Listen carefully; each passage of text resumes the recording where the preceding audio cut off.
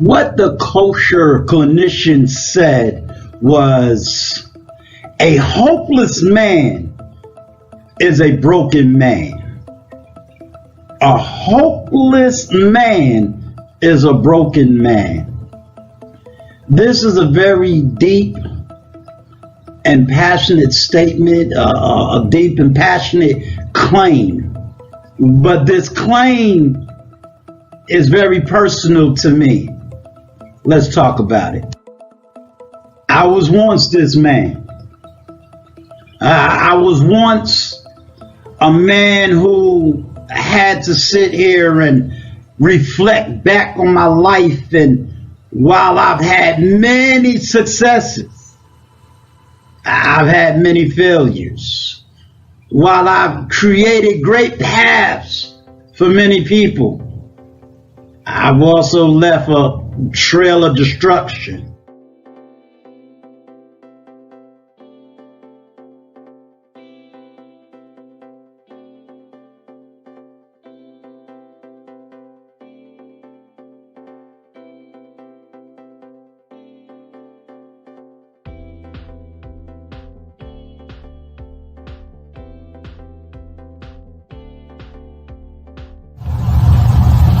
But I'm going to tell you that sometimes we need help, my brothers, just like I needed help. And a lot of times we're crying out for help, but we really don't know where to get that help from.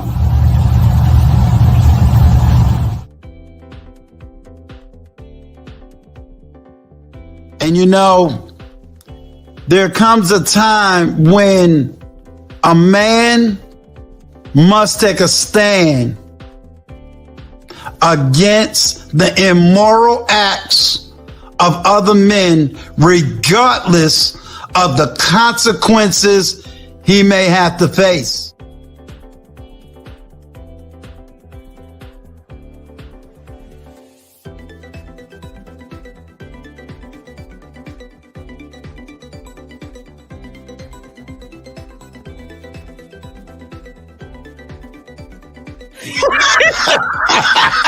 What you call me for?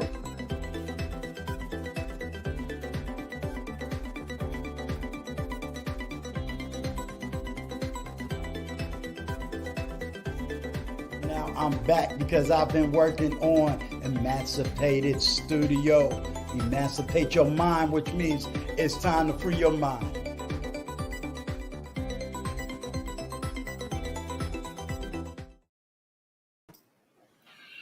Good evening, good evening, good evening. What's going on, Mr. Vaughn, Brown Eyes Before the Billions? My queen, Gail Lockett, and Miss B Finesse is in the house. We're going to have an awesome stream tonight. As you can tell, I've been working real hard getting everything squared away. The lighting production is up, you know, because I got one of them Hollywood brothers. He's going to make sure that my studio is squared away. You don't want to hear no excuses, none whatsoever. So I'm hoping y'all liking this lighting. You know, I can't let Before the Billions outdo me in the big time technology. You know, I got to compete with that young man. I got to compete. You know, I just want y'all to know that I'm loving every bit of it. If y'all didn't see the video today, make sure that y'all go see that video. Salute to you, OG Patrice and Wally. Y'all make sure y'all go see that video. It's not for sympathy. It's just getting the word out and getting the message out. So if you like what you see, you know, hit that check button, but then share it. If you know a man that's going through something, especially victim of domestic violence, share that video and let him know that he's not alone. I didn't do the video for likes, clicks, or anything. I did it to send a message, and a message that was personal to me. So y'all make sure to get that message out. We're doing a lot of good things, and y'all be seeing new videos going up with me, going back to doing my walking and my exercising. So I just want you to know I have not been slacking up. You're going to look on Instagram, you start seeing all of my food and what I'm starting to eat. So Just keep y'all abreast on everything going on. Tomorrow night is going to be a very double special guest. My daughter will be speaking tomorrow, along with TJ's daughter. So TJ's daughter, as well as my daughter, they're going to be speaking tomorrow night. So make sure you come and check that out. Salute to El Guapo, beautiful lies. Welcome, welcome. So like I said, tomorrow it's going to be my daughter and TJ's daughter. They're going to be speaking together. Salute to you, Community Solutions. So without further ado, we are now going to introduce to some and introduce to all the man, the hour, the Hollywood star himself. Everybody, just put a good one in the chat for Frank Goodin. Put one in the chat. Show some love. Show some love. Show some love. Man, if anybody, I don't know if there's anybody that can introduce anybody like you just introduced me, Uncle Stu. Well, man, trust me, I got a whole soundboard right here. Mm-hmm. You know, so you know, when you got to sit in, you got to deal with see before the beans is the tech man. Mm-hmm. So usually I would have had him up here, let him play with all the buttons. Mm-hmm. You know, because sometimes he be trying to call the old man out. So I gotta get my technology up. Man, look like you're getting it up. You look like you. I liked your intro too. That was legit. Appreciate you. Mm-hmm. And then we got Miss Mills is in the house. You got El Guapo in the house for you. Patrice Gardner in the house for you. So they all here just to rock and roll and support you. Yeah. You know, Big Bad Bull is in the house. That's a brother. He be making sure I'm in check. Mm-hmm. Be making sure I don't go too far to the left, too far to the right. He keeps me on point. And you know, that's a beautiful thing when you got people that, you know, rocks with you and make sure that you okay. Yes. You know, because sometimes we can get way up here or get down here. Sometimes you just need that little cheerleader, that little person to say, come on, let's get up. Let's support person. Yeah, that's special. Mm-hmm. Exactly. So as they say, you give a man his flowers while he's still above the grave and he can smell them. Yes. Yeah. You know, he can smell them. So Frank Goodin, all the way in Hollywood. Hollywood. Jacksonville, Florida is my Hollywood. That's what you see behind me. Exactly. And I put that up there because I want people to know, you know, because I'm sure not a lot of us know, you know, YouTubers or even a lot of people from Jacksonville. It's, you know, small town, you know, actually it's actually rather large, but, you know, relatively unknown town in the South in Florida. And so I just put it back there just to rep my city. Now, wait a minute now. Y'all got a major college down there. We have a state university. You know, I teach at the University of North Florida. Okay. What's the two football teams that's down there? Because right now, if my cousin saw me, he'll kill me because I think one of his teams he loves is a college football team down there. See, so you might be talking about Florida State, which is in Tallahassee. Right. And so Florida State is in Tallahassee, and then University of Florida is in Gainesville. So you talking about the Seminoles and the Gators. Yeah.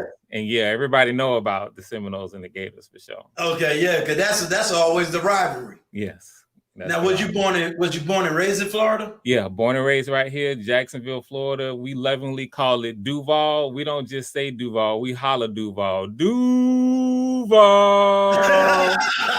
That's how we do it. That's how you do it. All right, so that means everybody in the chat got to put DV? Everybody got to put DV in the chat. Just holler for them. Exactly. That's how we roll. I should have worn a t-shirt.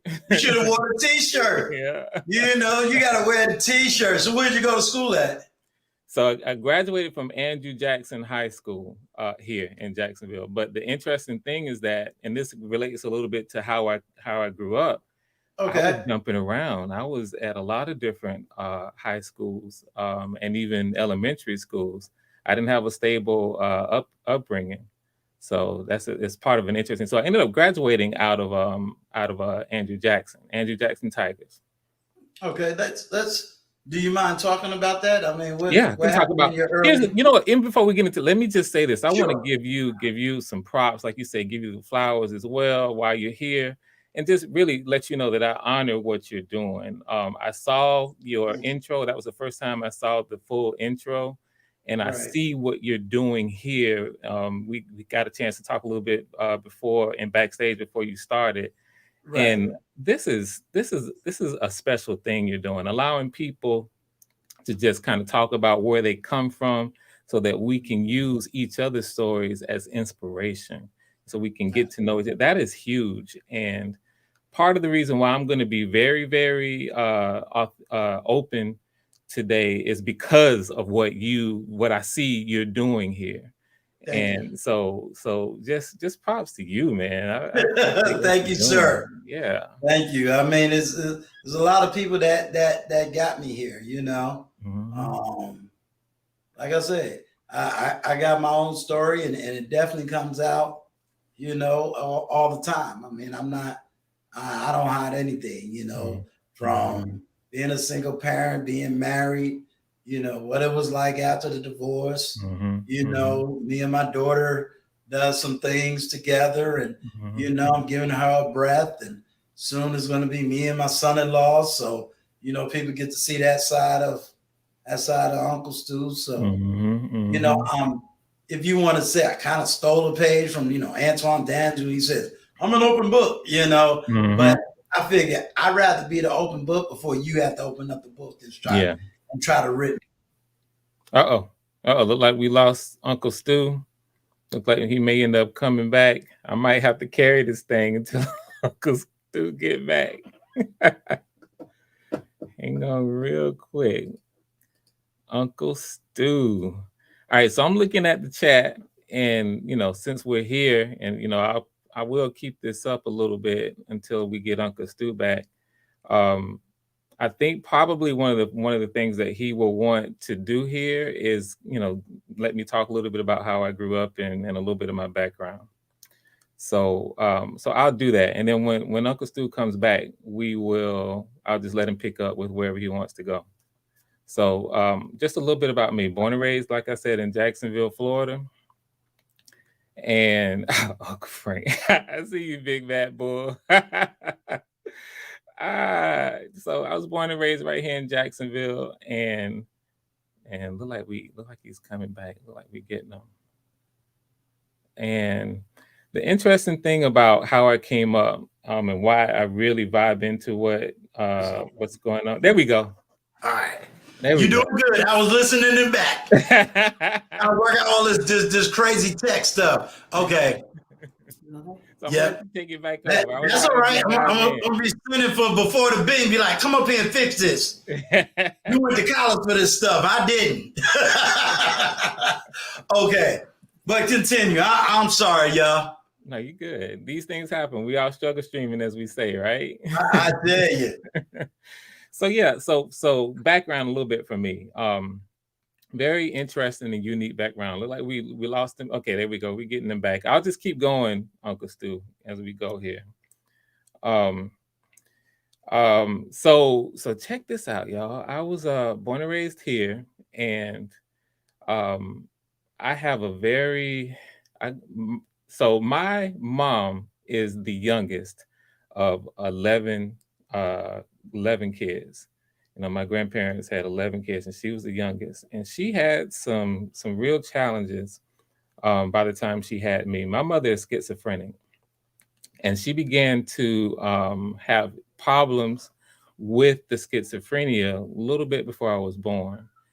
And so when I was born, here's the stuff that I remember. I know my mom and my dad, they were married when I was born. However, they didn't last too much longer because my dad really couldn't handle the issues related to the schizophrenia.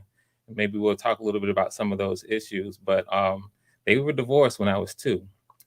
And from that point, my childhood life was just flat out unstable. My mom couldn't keep a job because she would have these schizophrenic episodes where she would basically be another person.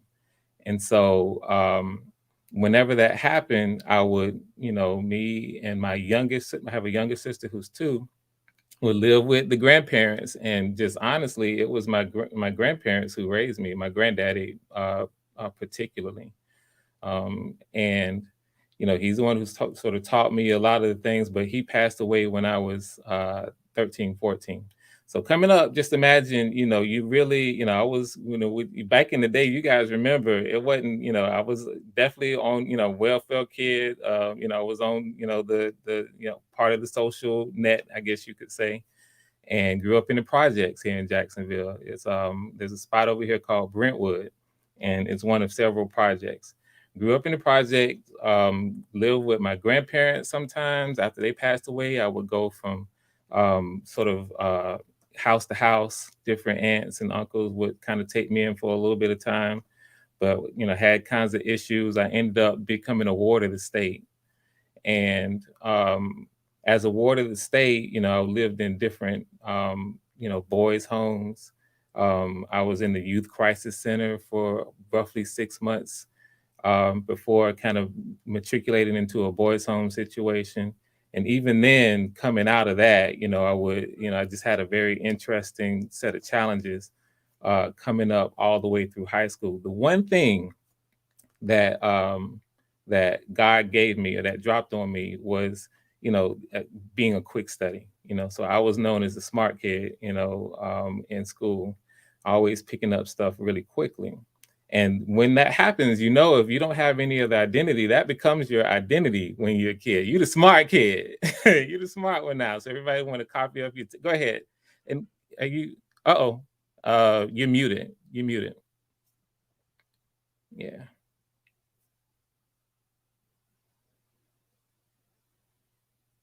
Can the chat hear? Because I can't hear you. Can the chat hear him?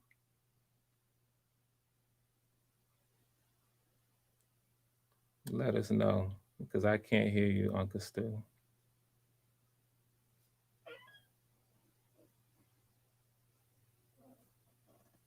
Let us know if we can. Yeah. So the chat can't hear you right now. And I'll just keep going until you get that in. So what happens is, that becomes part of your identity. So that was all I had. So for me, just took that. I just thank God, he took me on this little path. You take everybody. I don't know if this happens now, but in the 10th grade, I took the PSAT that placed me for National Merit Scholars.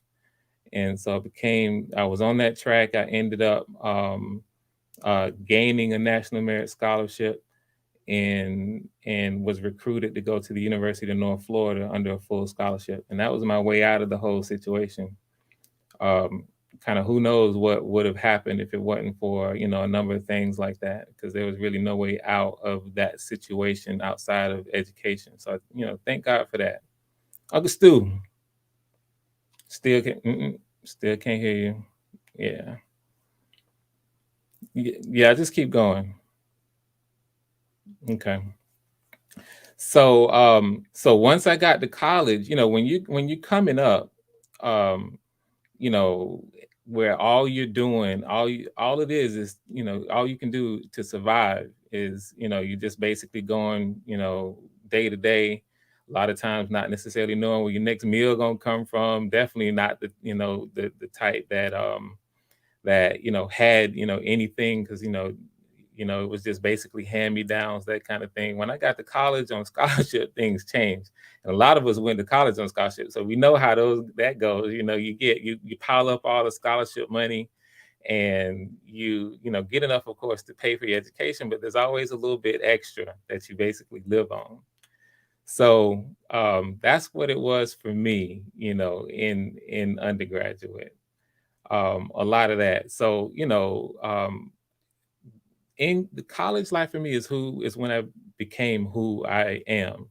That was my first time getting a chance to really learn anything about, who I am as an African American, as a Black American in this country. So I didn't know much about Black history until I got to college. I didn't and met a lot of people who became that network. When you go to a predominantly white institution, and so some of you maybe know this as well, having done it, you go to a predominantly white institution and there's just a small group of Blacks or African Americans, we get together, we kind of clan up and we support each other. And, for me, after I, spent a year doing a lot of learning about self and of course, starting out with some of the things that academically on my track. At the time my major was, I'm a Star Trek fan. I wanted to be an aeronautical engineer. The closest thing they had at UNF at the time was electrical engineering. So I fancied myself. I was going to do a little 2+2 scholarship, go to UNF for first 2 years and then transfer to UF. But a number of things happened. And it had everything to do with this discovery of self, discovery of who I am and your place in the world. And I see, I'm going to get to some of these questions here in a minute. But that core person, so what happened was, at the time we didn't have a Black student union. So I became a founder of the African American Student Union. This was, I'll put the dates because it's going to be fun. I don't want to date myself just yet, but so I'm a founder of the African American Student Union at UNF's campus. Later on, we didn't have a chapter of Alpha Phi Alpha Fraternity Incorporated. I always admired the Alphas because, I really admired people who I found out in my research were alpha men, such as Martin Luther King Jr., Thurgood Marshall, and so on. So we didn't have a chapter. So I became a founder of the Sigma Upsilon chapter of Alpha Phi Alpha Fraternity Incorporated. Not long after that, this was getting close to my senior year. You do a lot of other things. I wrote for the Spinnaker, which is our school newspaper. I was a student senator for several years and did a number of things. Interestingly enough, in college, I became UNF's first ever homecoming king, which is, it's quite an interesting little thing. So I began to kind of, become in a lot of ways who I am in terms of just wanting to be a member of the community who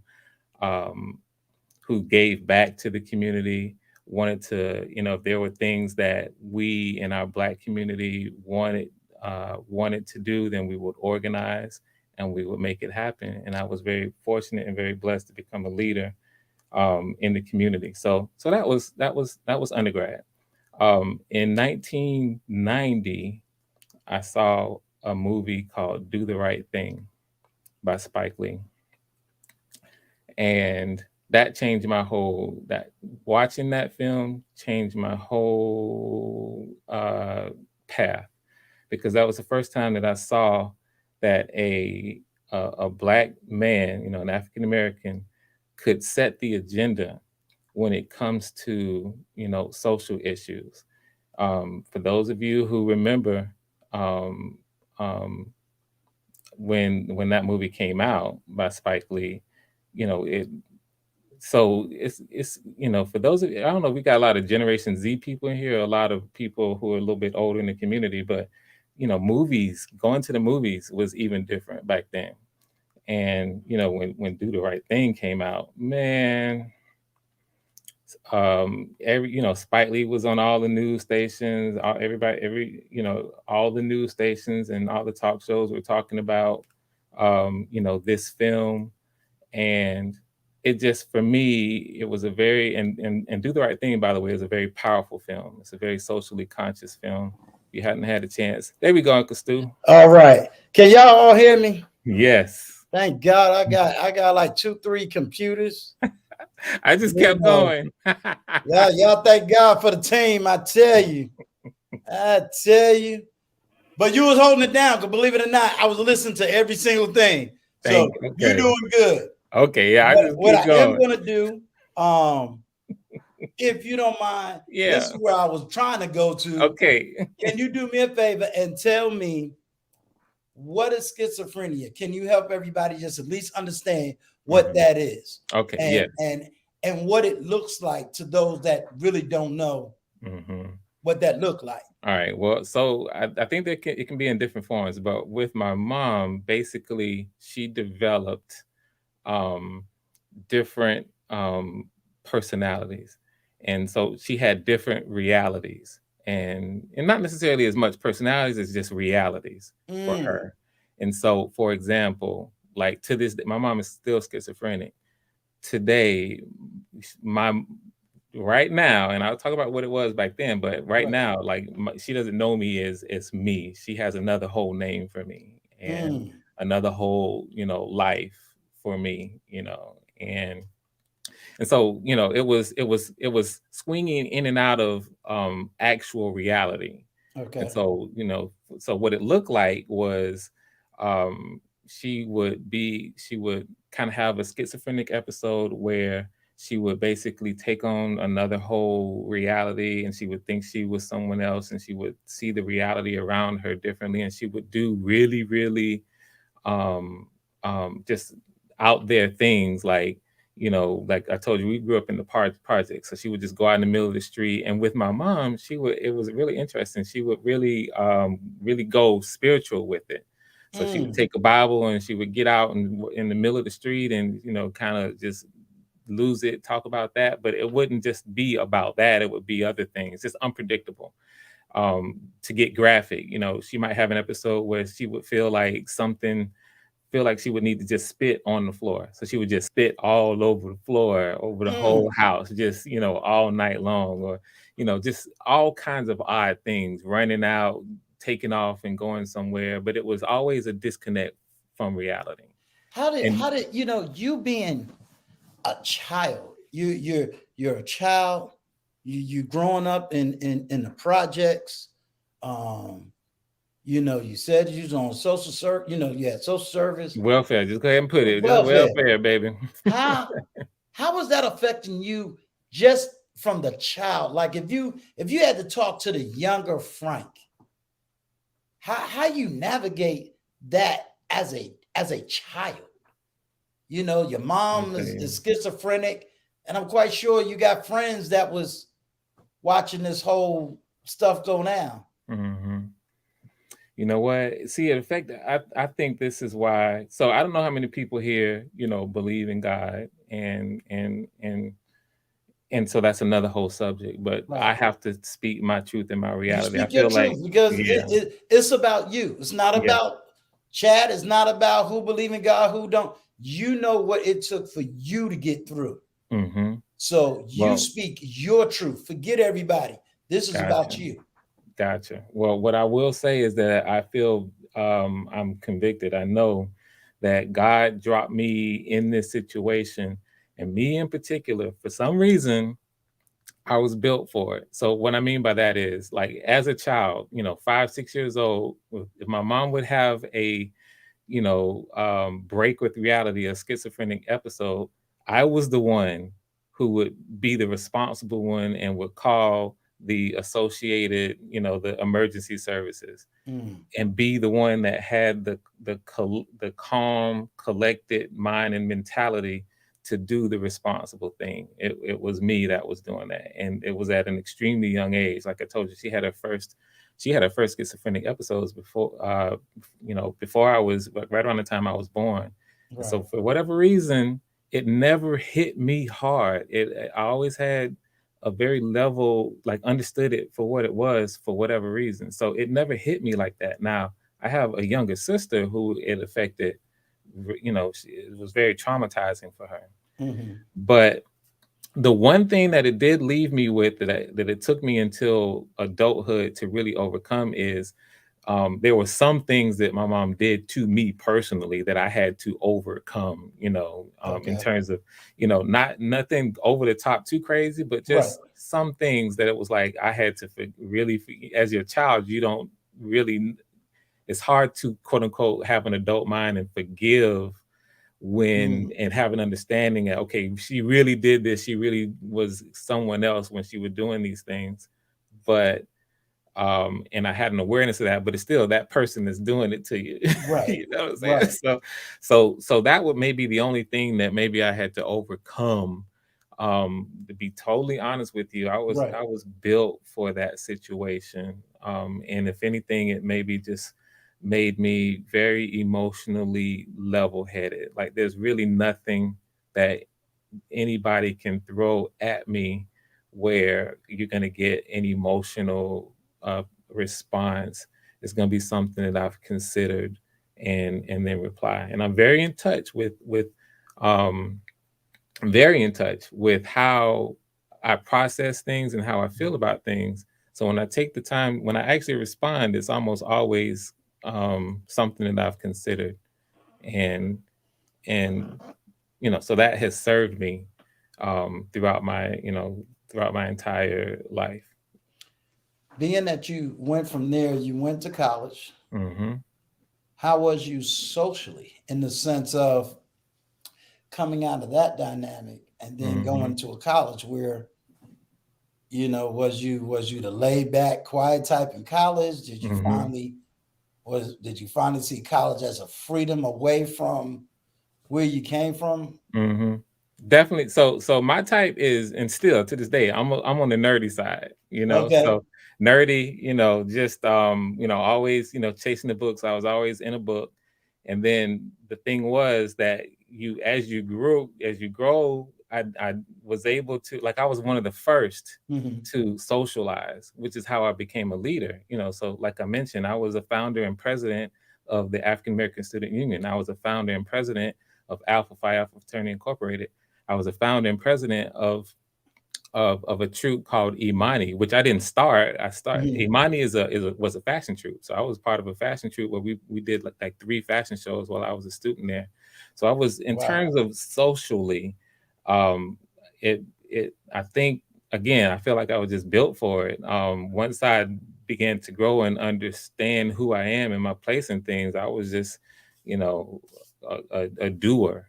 Getting out, and if there was something that I felt passionate about, then I was getting out and doing and actually doing it. I was a member of this SGA, the Student Government Association, for 3 years, and Mm. served with different things there. So yeah, so interesting question. I mean, socially, I was, I was UNS first homecoming king, dude. So Well, let me ask you this: did yeah. you ever, at least in this time, you did say that your father left, and you Hmm. did say, hey, my dad really couldn't handle Hmm. the situation. Hmm. Um, was you ever mad at your dad for, let's Mm. say, leaving you and your sister there Absolutely. while he? Have you ever Absolutely. connected to him and Yeah. Now, see, so just real quick, I'll give the skinny, and if you want to drill down, we can. But yeah, we sure could. Yeah, um, it's all up to so you. If you feel free yeah, we to cool do because that, yeah. everything's good. Yeah, everything's good. Like I mentioned, so by the time, like, I was awarded the state, by the time I was out, one of my aunts got me out of the boys' home, and one of the first things that happened was I went up to live with my pops for a little while. And my pops lives real close to Tallahassee, a little smaller city outside of Tallahassee. And I was there for about maybe not even a year before we didn't see eye to eye on a lot of things. And he ended up kind of surprising me and bringing me back to Jacksonville. So he was out of my life for all of my childhood. And I guess he felt like, hey, he had gotten my sister, my younger sister, she's 2 years younger than me, out of the situation. And because I was, really, again, no stability, I guess he felt like he wanted to step up, but it didn't work. And it didn't work because there was some serious personality clashes there. And so, yeah, there was real resentment with the fact that, hey, you wanted my life. I was raised by just, I was raised by my granddad until roughly 13, 14. But women, I was always being raised by, the women, in and out, and the system. And so Right. I never had no real male father figure, single father figure like that. So yeah, but what and that was all the way into my adult life, but that's not the case now. My After I had my first daughter, we began to reconnect, and at this point now, like we have a really strong bond. He is in Good. his grandbabies' lives, and they know their grandpa, and they like love him, and vice versa. And so we're really tight now, here in later in life. And of course I've forgiven him for all of it, because I asked him, what part of the reconciliation is, you have to ask somebody man to man straight up what happened and why this, and he Right. explained his perspective, he explained himself, and I accepted what he had to say. And me personally, I feel like I would have done a couple things differently, but he explained himself, and it is what it is. And he was ready to come back into my life and back into his grandkids' life, and I welcomed him, and everything's all good. That's the power of forgiveness, and You redemption. know, that's a very interesting thing you said. Because I can touch bases with that. My daughter, my oldest daughter is 35. She'll be 36 next month. So I got to figure out what in the world we're gonna do for her birthday that day. Mm, Might have to do a live so everybody can just wish her happy birthday. But we had 35 years of a tumultuous relationship. mhm, And this would be the first year that we can actually say, it's a father-daughter relationship. So, mhm. it's been the big question that everybody's been asking her, which is, how did you do it?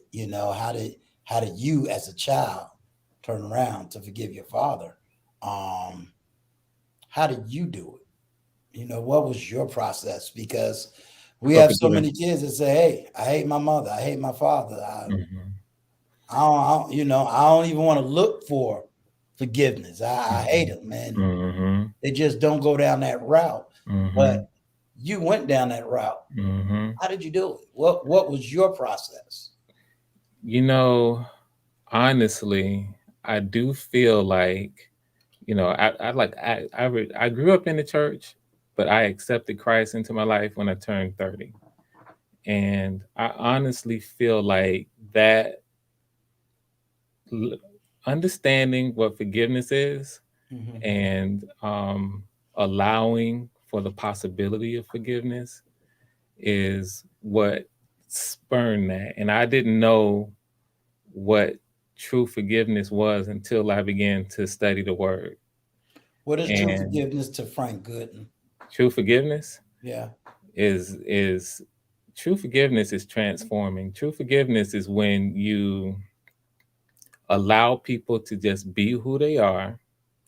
And if they've done something, to you, or something that you feel like you've been wrong for them, especially if they come to you and they ask you for forgiveness, it's setting all of that aside and saying it happened, and saying that, hey, it's cool that it happened. And truth, what forgiveness isn't, is just forgetting, like trying to actively forget if somebody did you wrong, or actively releasing someone from, say, a consequence Mhm. that has happened. That's for me not true forgiveness. True forgiveness is acknowledging and accepting whether or not, whatever they did to you is what it is, but that you can overcome it with the spirit of, I still can allow you in whatever way I can to have some sort of positive impact or influence in my life, allowing for that possibility.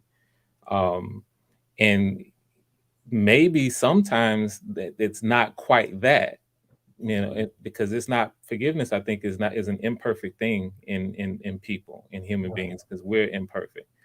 But having that spirit and that willingness to be able to say, "Hey, that's water under the bridge. That's behind us. I'm much more interested in what can happen in front of us, what we can build together." And Mhm. then truly, you can't have a grudge. You got to let it go. Right. One of the best advice that someone gave me is that when you really are trying to forgive somebody, really do something for them.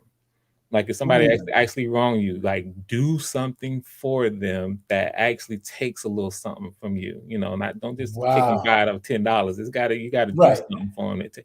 and that helps you a little bit. And forgiveness is transformative. It's very powerful, and you got to be smart, or wise with it. You can't forgive somebody and be a clown or be a fool about it and just let somebody keep, beating up on you. But you still, I feel we should have room for forgiveness for when people kind of do us wrong. I know you say you have a daughter. Two. Okay. Mm-hmm. Being that you grew up the way you grew up, and I heard you talk about, all the women that you've been in and out with.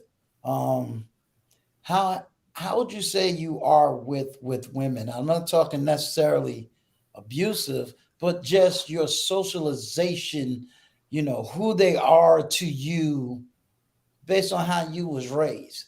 Mm-hmm. I mean, that's an interesting one. Like, I love women, so I love people. So I guess I look at it from this angle. For some men, and I'm just going to speak for the male side, for some men, based on how they was raised, women can either be that super comforter, meaning, hey, I'm just here because I'm missing a mother, or I'm here because this is the only way I know love is just straight sex. Where others understand, hey, a woman is something to be loved, to be appreciated, to be cared for. And some go through all the process. Some is in the beginning, I'm selfish, and then I had to learn. And then I got daughters, and it just turned my world upside down. Okay. The old comedy routine about us men and daughters, right? Okay. I'll let the chat know. They say us men who have a lot of daughters is because of what we used to do before them daughters showed up. Right. Right. That's real. But for you, how would you say? Thank you for asking that question, because that actually leads me into a couple of different ways. So let me put it this way. So because I didn't have a strong father figure to teach me sort of the fundamentals of what manhood really is, because I didn't have it, you just learn what you learn from hanging around your people, in the hood, in the streets. Right. And as we know, we don't get those kinds of lessons of what true manhood is when you're young. So it's a juvenile thing. So when I was in school, in high school, it was all about just, somebody thought you was cute, how many girlfriends can you get? And then later, in college, it's you're objectifying women. It's do they love you? Is it how many can you get, sleep with? That's part of what makes you a man, is how many women like you and how many you can get and that kind of thing. So very juvenile. And it's one of the first things that I wrote about in my first independent feature film called Love Trap. And I was going to talk about it, but you kind of led me right into it. Love Trap, this is my first independent feature film. I wrote, produced, directed, edited, and sound designed Love Trap. Where can we get that movie? Is that movie like? You can go right now. You can go to YouTube. It's on YouTube Movies currently. And you just Google. It's on my page too, by the way. Maybe I shouldn't be hyping up there. I need to be hyping up my own page, right? Well, that's what we're gonna do. Can one of my moderators put that movie in the chat so that after this conversation you can check it out. Y'all can go and watch that movie. And the reason, so bringing that up, so the movie is about really what is love, all the aspects of what love is. And I won't spoil anything, but one of the things that I sort of pay attention to in the film is that this particular notion that we're talking about now, the objectification of women, and what it means when you quote unquote disrespect women in general in this way. You're not treating them as people, you're treating them as objects. And it's a very powerful scene in the film. And so that's, and the reason why I put it in there is because that's that was my mentality back when I was a senior in high school and first couple years in college. And it took a very interesting experience for me to kind of shift my thinking away and just grow into what we should be doing, which is honoring our women, respecting our women, seeing them in not these ways that we sort of play with as boys and as juveniles, but instead, as worthy of respect and dignity. So that is, you'll see the character kind of go through that. He has an arc when it comes to that in Love Trap. And so when you ask me that question, I think that in terms of how I quote unquote treated women or girls or whatever, it didn't have anything to do with what I went through in terms of with my mom's schizophrenia or any issues I had. It was more of just not having a male figure in my life to teach me what real manhood was about. And so you just going with what typical juvenile high school stuff. I like that. I want to stay right there for a moment. Mm-hmm. You talked about the objectification of women, and you talked about how you was as a man and what you did and that transition out of it. And then you said in the learning process, you had to learn how to treat a woman like this and treat a woman like that. How would you argue with one of the narratives that's floating around YouTube and is even starting to become above YouTube? And one of the narratives say it's time to stop treating these women like queens and goddesses because of, if you want to say a lot of the role reversal, that men are being hurt, men are being, treated a certain kind of way, whether, in relationships, they're the ones that's, going through all of this stuff, almost like the role reverse. How would you argue against that narrative? So here's my understanding of the narrative. And maybe even how I see the narrative. So what happens is right now, in my opinion, we live in kind of a time where a lot of the ladies are because of social media and because of a number of things like influences, it's like expectations from relationships and expectations about who they are being skewed. Like for a lot, not every now again, we're just talking a lot, not all. Right. A lot of people who have proper expectations and they know exactly sort of what I'm going to say, what time it is. Right. But so what happens is when we get into this whole queen and goddess thing, and then on the flip side, calling the dudes kings and all of that, all of that is like out of whack. And so because it's out of whack and you have these very real expectations, right?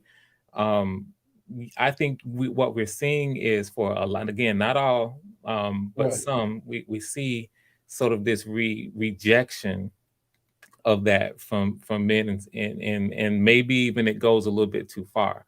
Me personally, what I say is that we all have to have a very tethered to the ground, like realistic view of who we are and what expectations we have in relationships. And we really need to be authentic with each other.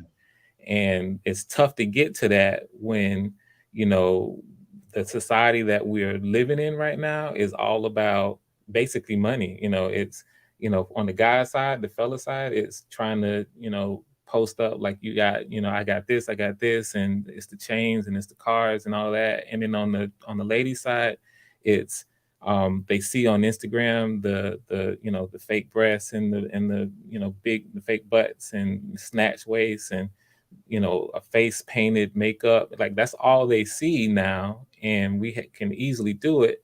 And so it's almost like we're constantly buying into this completely materialistic and unrealistic situation and dynamic, and so we're responding to it, and a lot of people are living their lives like that. And so that's how I see it. So when you ask me a question like what you just asked, it's like for me, it's going to be a nuanced response because it's not one size fits all. There's a lot of stuff going on. I think bottom line, we need to be authentic and we need to have realistic expectations. If you're a female, not everybody's going to have this, be able to meet and have a life with, this $1 million man. And on the fella side, all of us, we're not going to be able to get the dimes and the perfect shapes and all that. That's not reality, but we're approaching it like that. And so nobody's ever good enough for each other. And there's all this back and forth with the attitudes with it. And it's keeping us from actually connecting. How do you think, what would be your one or two ways of because I like the way that you said that, in the sense of, we're now in this place, and I'm going to try to put it in my own words, and just tell me am I taking it out of context? Mm-hmm. We've gotten to this place where we're almost becoming so delusional mm-hmm. that we can't separate real from reality. Mm-hmm. Another content creator she used color, but it was a sensitive way that she did it. So I don't want to necessarily say, okay, this is exactly what she said, but do you see this as an American situation, or is this a color situation? And I'm sensitive about saying this is only blacks or this is only whites, but is this something American, or is this something that's really affecting the African American community? It's probably real talk. It's probably everybody. Okay. Now, the thing is, when you ask that question, I mean, it's cool if we want to identify it, but really what's relevant is how it's affecting us, because we can't go out and live our lives as any other culture. We live our lives as who we are, African Americans. So what's relevant and important is how is it affecting us? Right. And so we should look at these effects of how it's affecting us. And if we I'm checking out the chat while we're talking. Mm-hmm. And I like how you say we are delusional. We are, as an overall, we're becoming more and more delusional. And part of it is because it's so easy. It's so easy for people in general to be seduced by what we see on Instagram and Facebook and Snap and TikTok and all these. It's so easy to be fooled into thinking that that's the way it is. Right, you get jealous if your life ain't like what you seeing on there. You get jealous, and you got and now your whole mentality is I got to get that. If I can't get that, then I got to fake it till I make it. Instead of being comfortable with kind of who you are. So yeah, I think we're definitely delusional. It's something that I honestly think is hitting everybody. Right. But as far as it's affecting us, it's keeping us from connecting. And one of the things that is kind of out here is this importance of having our families come back together. Right. And if we Black families, if we can't figure out a way to get together and connect and have these Black families again, there is absolutely no way that the culture can advance, because that's the bedrock. Anytime you go back into any as far as us, when we you want to take it back to Black Wall Street, for example, and any of these, coming up in the late 1800s into the 1900s, when we had Black communities springing up all over the country in different places after slavery, it was all Black family. We were together. We prospered together. We formed our communities. The community is the bedrock of civilization, and so and marriage is the bedrock of community. So if we can't get together and get our act together and meet each other authentically and build together, grow together, we in trouble. And so yeah. I'm gonna throw a monkey wrench. Let's see how you handle the monkey wrench. Ready? That's what's up. All right. We both agree that we're living in this delusion. Mm-hmm. And I guess sometimes where I scratch my I ain't got no hair, but scratch my head where it don't itch. Mm-hmm. How is it we can see cartoons with all the violence? We could see all the old comedy with all the violence, and we recognize that as being fake, just entertainment. Mm-hmm. But today we can't recognize entertainment for what it is. That's just entertainment. Now it's almost become the reality. Even when we know these rappers are not all street thugs, they're entertainers. What do you think it is that we're not able to now separate the entertainment side from the reality of our daily lives? Uncle Stu, another great question. Let me tell you, Uncle Stu, this is the whole reason why I decided to become a filmmaker. Okay. This is the entire reason. This is at the core of it right here. It's always been this way. It's when it comes to filmmaking, let me tell you, there might not be a more powerful influence on who we are, on people, everyday people, than filmmaking, than actually telling a story using real life as the props or the artistry in order to project an image. This is why when we look at it could be, doesn't even have to be a full movie. It can be anything that's involving, like commercials, anything with the visual nature. This is why propaganda is so powerful. You go back to Germany when filmmaking was early, propaganda films were extremely powerful because we react to and respond to what we see and hear. And this is why marketing is so powerful. When you watch a commercial over and over and over again, and they're telling all kinds of tales about what can happen, people buy into it because it's just that powerful. So the moving imagery, the media is extremely powerful. And Uncle Stu, it's always been this way. We can go. This isn't a new thing. When we can go back to the 60s and the 70s and the 80s and the 90s, and we can see the slow devolution of culture as it relates to the kinds of films that are out. They get worse and worse and worse. Back when Scarface came out, it was a big deal. Right. The violence, and we talked about promoting the criminal, the Al Pacino character as the bad guy, but you kind of forget that he gets it in the end because you boasted up, right. And that was a big deal. Boasted that hero, yeah, the hero. You turn the criminals into the heroes, and that's just one small example. It's just across the board.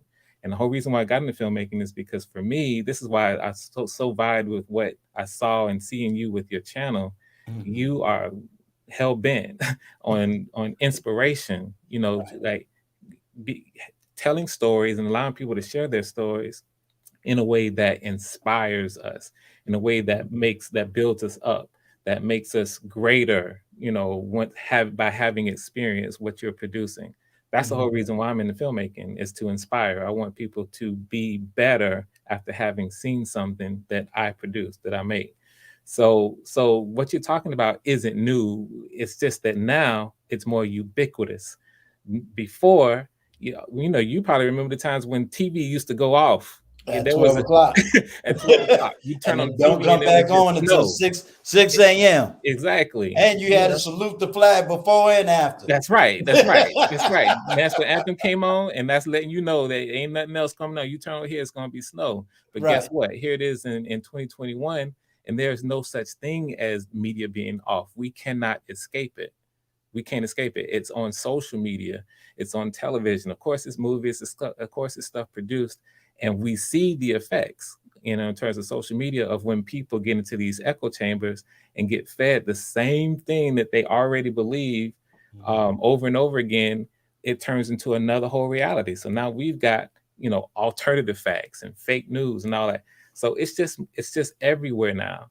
Media is powerful. It has always been that way. And what we're seeing now is just,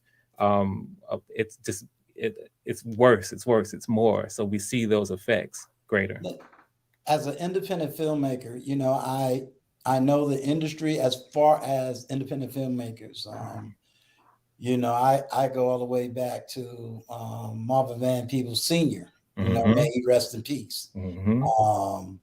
And then you go into the Black exploitation. So from Cooley High, I'm telling my age now. Going back. Yeah, right. I'm with you. Spike Lee was like the hero in New York City. I'm from New York, so Spike Lee came out, Do the Right Thing. and all of his independent films. Mm-hmm.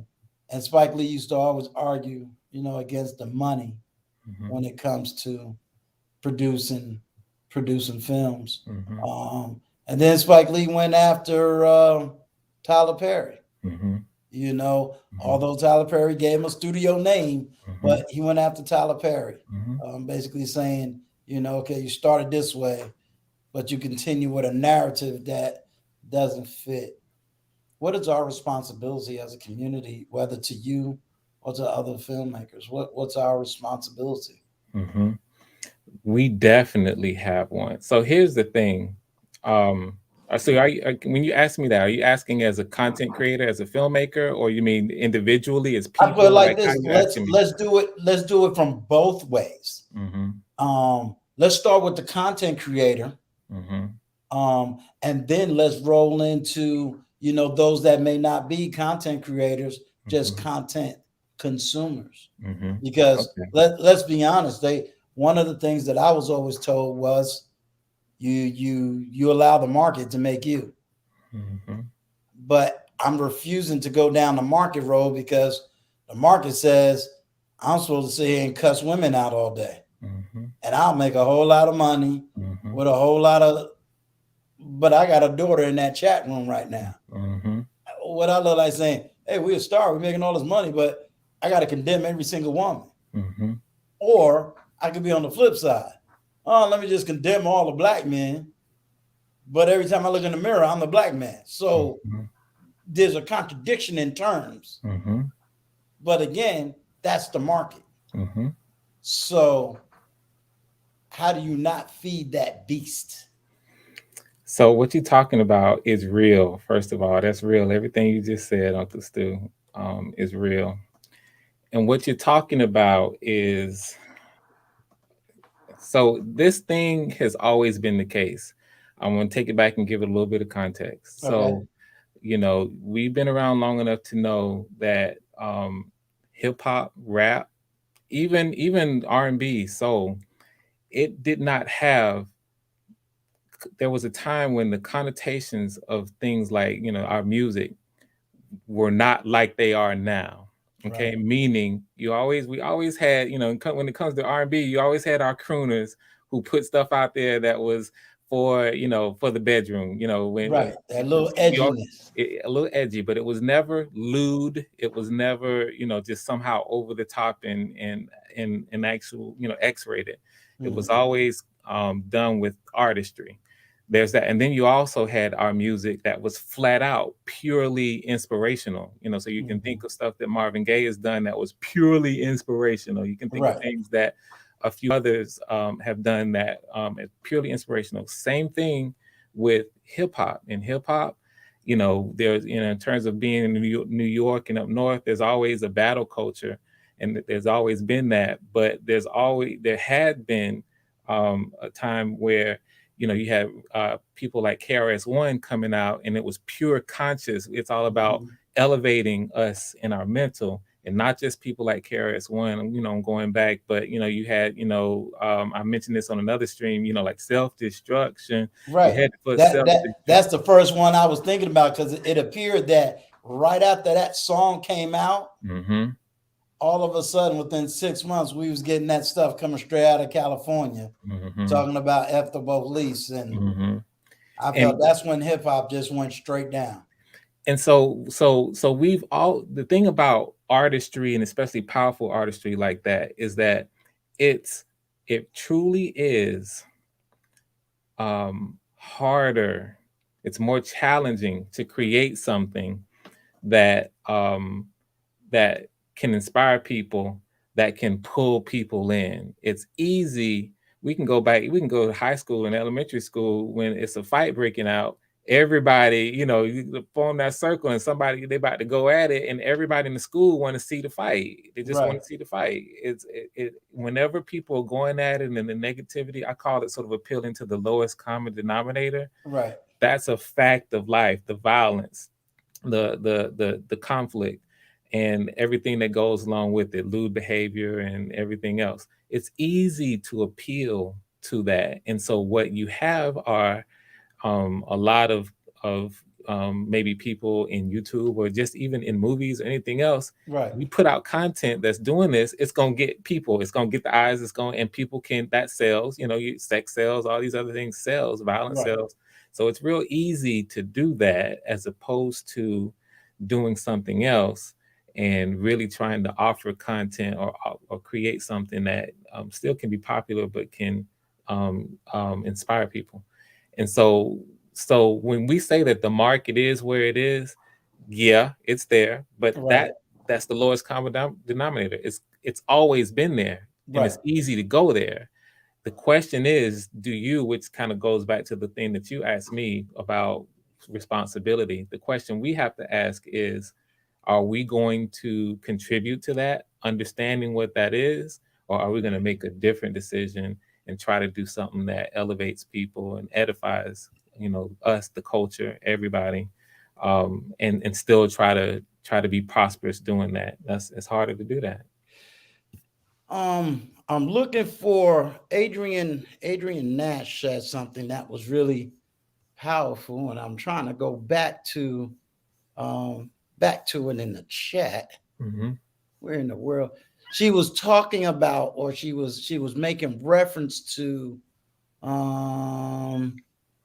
she talked about critical thinking skills. That I see it. It's the one where she talks about 70. She's arguing at 70% of people basically got good critical thinking skills, where basically we should be satisfying, I guess, the 70% with good critical thinking skills versus the 30. But I don't know where that number is coming from, and I'll be glad to drop the chat to see where she's getting that number from, because I have a catch-22 with that. Is it 30% is the population that be spending the money in order to produce stuff like that versus the 70% that's rejecting it? I mean, how do you critique that? What specifically? Her question or something else? Because I see her question here. Yeah, if you can go over her question. All right, it only caught my eye because of the way she framed it. Got it. So I'll read it. It says, do you believe that the majority, greater than 70%?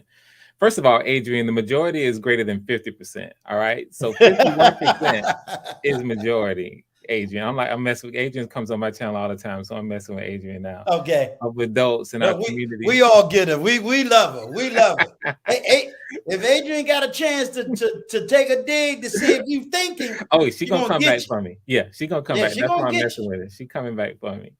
Of adults in our community in America have good critical thinking skills. So you're asking about critical thinking skills. So listen, as you well know, and probably everybody, in order to we have to be taught critical thinking skills. That is incumbent on either your parents or maybe the education system. We don't automatically go in having quote unquote critical thinking skills. And so I'm wondering kind of where you're going with it in general, Adrian. But in order to think critically, you have to be able to first you have to be able to consider things from other perspectives. And we live in a society where we almost never default to that. Like, our society is capitalistic and individualistic. In general, people think of themselves and from their own perspectives, and they do very, very little trying to pull themselves out of themselves and seeing things from just a different perspective, whatever it is. And that's part of critical thinking. Then you got to there's more to it, but that step one is something that so few of us really do. And so I'm going to say that, in my opinion, we probably, most of us probably aren't using critical thinking skills, to be honest with you. It's probably in the minority. Could we as content creators create that critical thinking space, or is it something that must come from the outside before it can be done on the inside? So you probably know the old school saying, if you know better, you do better. Right? When you know better, you do better. Right. So that's another way of going to the Marvel Spider-Man, the great response. With great power comes great responsibility. Right. And it's true. So if we know better, once we learn, quote unquote, how to, you know, maybe inspire people to think critically or think more openly about different things. Once we know, then I think it is our responsibility, because it is a form of power, to try to put stuff out that that elevates, you know, and have showing people how to critically think or be more open to other perspectives, or learn how um, to examine information that you receive, so that you're just not taking everything at face value, but you're doing some research and exploring. Learning how to do that takes effort. That's not something that comes, you know, and you can't be mentally lazy. So many of us just want to, if we see something, so many of us see something on the internet, see something on Facebook, whatever, we see it, we read it, and if it confirms something that we feel like we know already, we believe in it, you know, as opposed to diving in. So yeah, I think it's incumbent on us as content creators, to the best of our ability, to kind of create a space where, if it's critical thinking or if it's some of these other things, yeah, we should do it. When you know better, you do better. And that's the quick way to say it. Excellent. You know, I got this is my last question. Then I'm gonna open it up for the chat.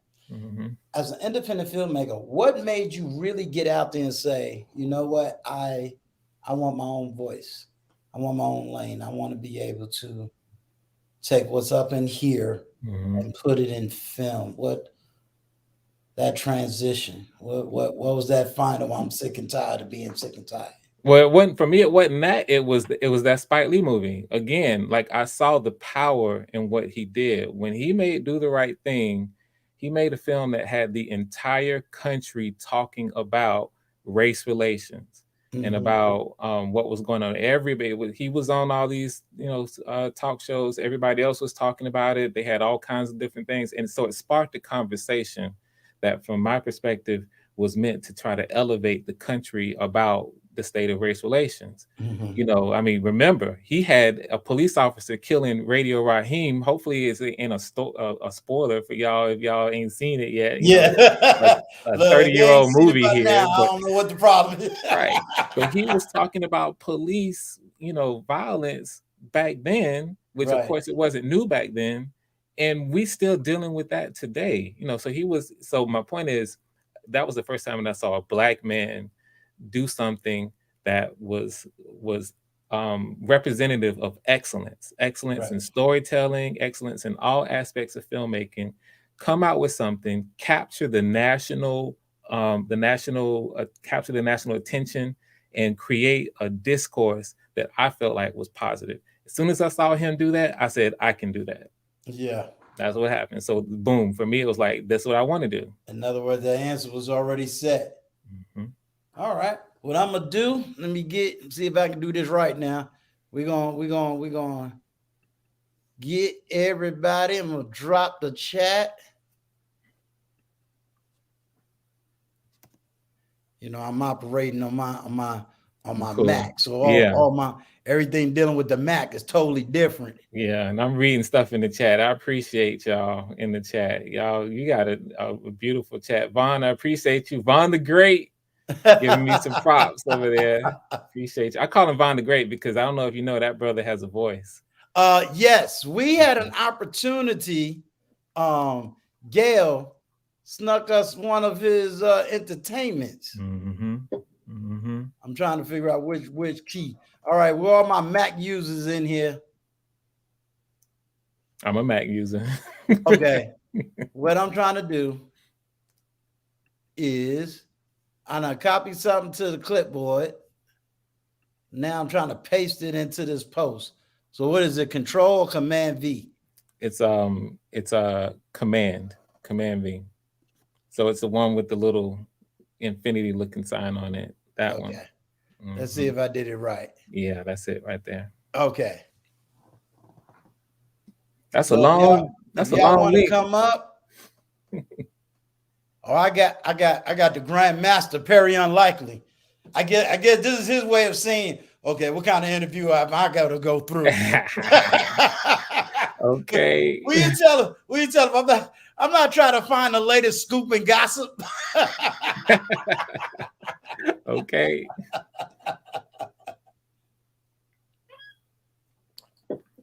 But if y'all want to come up, I done put it in the chat.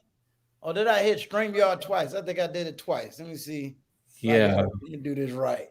Yeah, you might have to do it again. And while you're Okay. doing that, man, I just again this platform that you created is special because we don't have people who are looking at it the way that you are and saying, "Hey, listen, let's create a space that allows people to try to, tell stories that just inspire people and have Yeah. this mindset." So again, I can't give you enough props. I feel Thank you. blessed.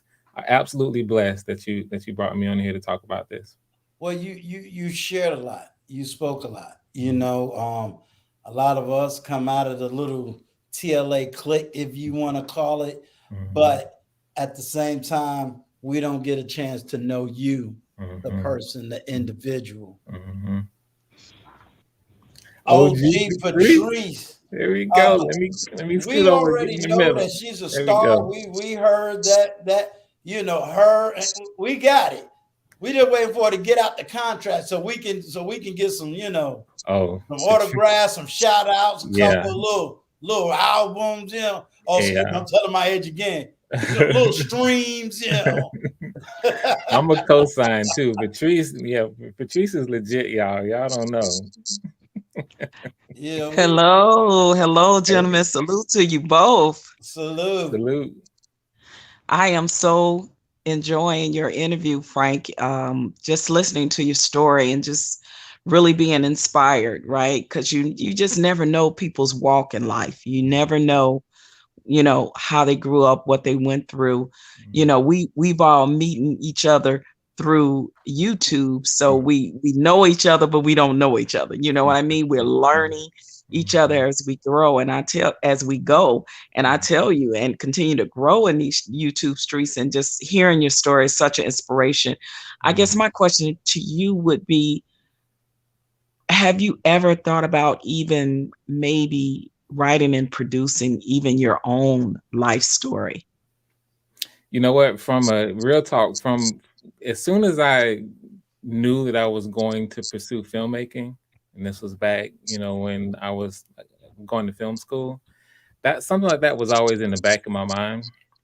Um, but I put it off. I put that thought to the side. Maybe you just never know. Maybe because I feel like I have an interesting story, but that's the thing. I don't want to be biased to my own story because we all have these powerful, powerful stories, and some of us have had more challenges than others. A few of us, a small percentage of us didn't have a whole lot of challenges, and you got some things done. We had an easier route, but there's a lot of us who have just all these various challenges, and you never know. Maybe one day. Maybe one day. I'll put it like that. Yeah, I thought about it because I know from even times before, years ahead, mental illness in the Black community was just something that was never talked about really. It was never discussed, and it was kind of swept under the rug like a lot of other things in our community were.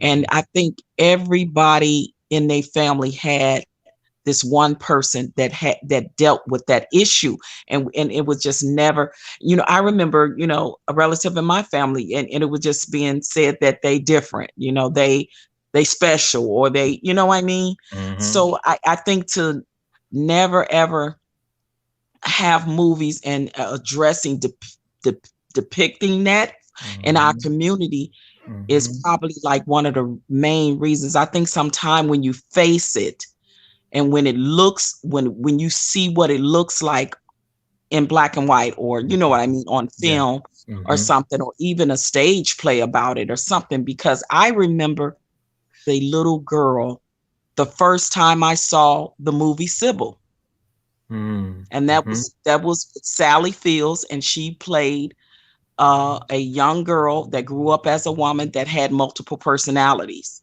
That was the first time I ever saw what mental illness looked like. But that was, that was based off of like what we had to be forced to watch from a white perspective, Mhm. right? From Mhm. from our Yeah. white counterparts perspective. So Mhm. I was just, just listening to you to telling your story Mhm. from, I think, like something like that, from a from a Black family community perspective would be absolutely great. But I just wanted to, I actually saw Love Trap, so I'm not gonna give it away either. It was excellent. It was good. I enjoyed it. Thank you. And because of course I look forward to working with you, so I wanted to see your work in black and white. Yes. And it was amazing. I think you are so talented. And I'm so honored that I met you, and I hope to meet you in person soon. And I look forward to working with you. So I just want to tell you to please keep up the good works. You are a Emmy winning producer, writer, director. We don't see many of you out there. So listen, when we do, we got to uplift and celebrate you. And I just admire you for your bravery and your work that you're doing, even on your YouTube channel. You know, I come on there all the time. I just want to commend you for what you're doing. And I love it. And it's good to see a brother out there that's doing it. So please keep up the good work. Please keep motivating and inspiring this community on YouTube, because you are so necessary and so needed. Thank you so much, Patrice. Thank you. Come on now. Thank you. I appreciate you. Welcome. No problem. I'm gonna go back down in the chat now and just bask in all of the admiration I'm feeling right now for you. So listen, I'm telling you, and before you go, everybody, I'm just telling you, Patrice can bring it. And she hasn't mentioned it, but I'm working on another project called Life or Death. And maybe we can talk a little bit about that, or maybe not, maybe some other time. But this is a serious project. And it has a lot. These themes that we're talking about you're gonna see them coming out. And I have some plans for the talented OG Patrice. All right, I'm honored. Thank you so much. What, she about to be put on another contract. We ain't gonna see it on YouTube. Part. Now we gotta go buy the DVD and stream it. I got you. I'm gonna always be in these YouTube streets. We got a great community we working with here. I like authentic people, and Frank is definitely one of them. So I appreciate you, bro. Thank you. Awesome. All right, thanks, guys. You're welcome. All right, I got Mr. Perry Unlikely. How are you, sir? Doing great. How's it going? Doing well. See, I'm a light interviewer. See, you ain't got to worry about me. I didn't go and dig up some dirt on you. I'm on deck. I was just trying to scout and see what we're looking like. Now, great interview, man. Definitely interesting stuff, Frank.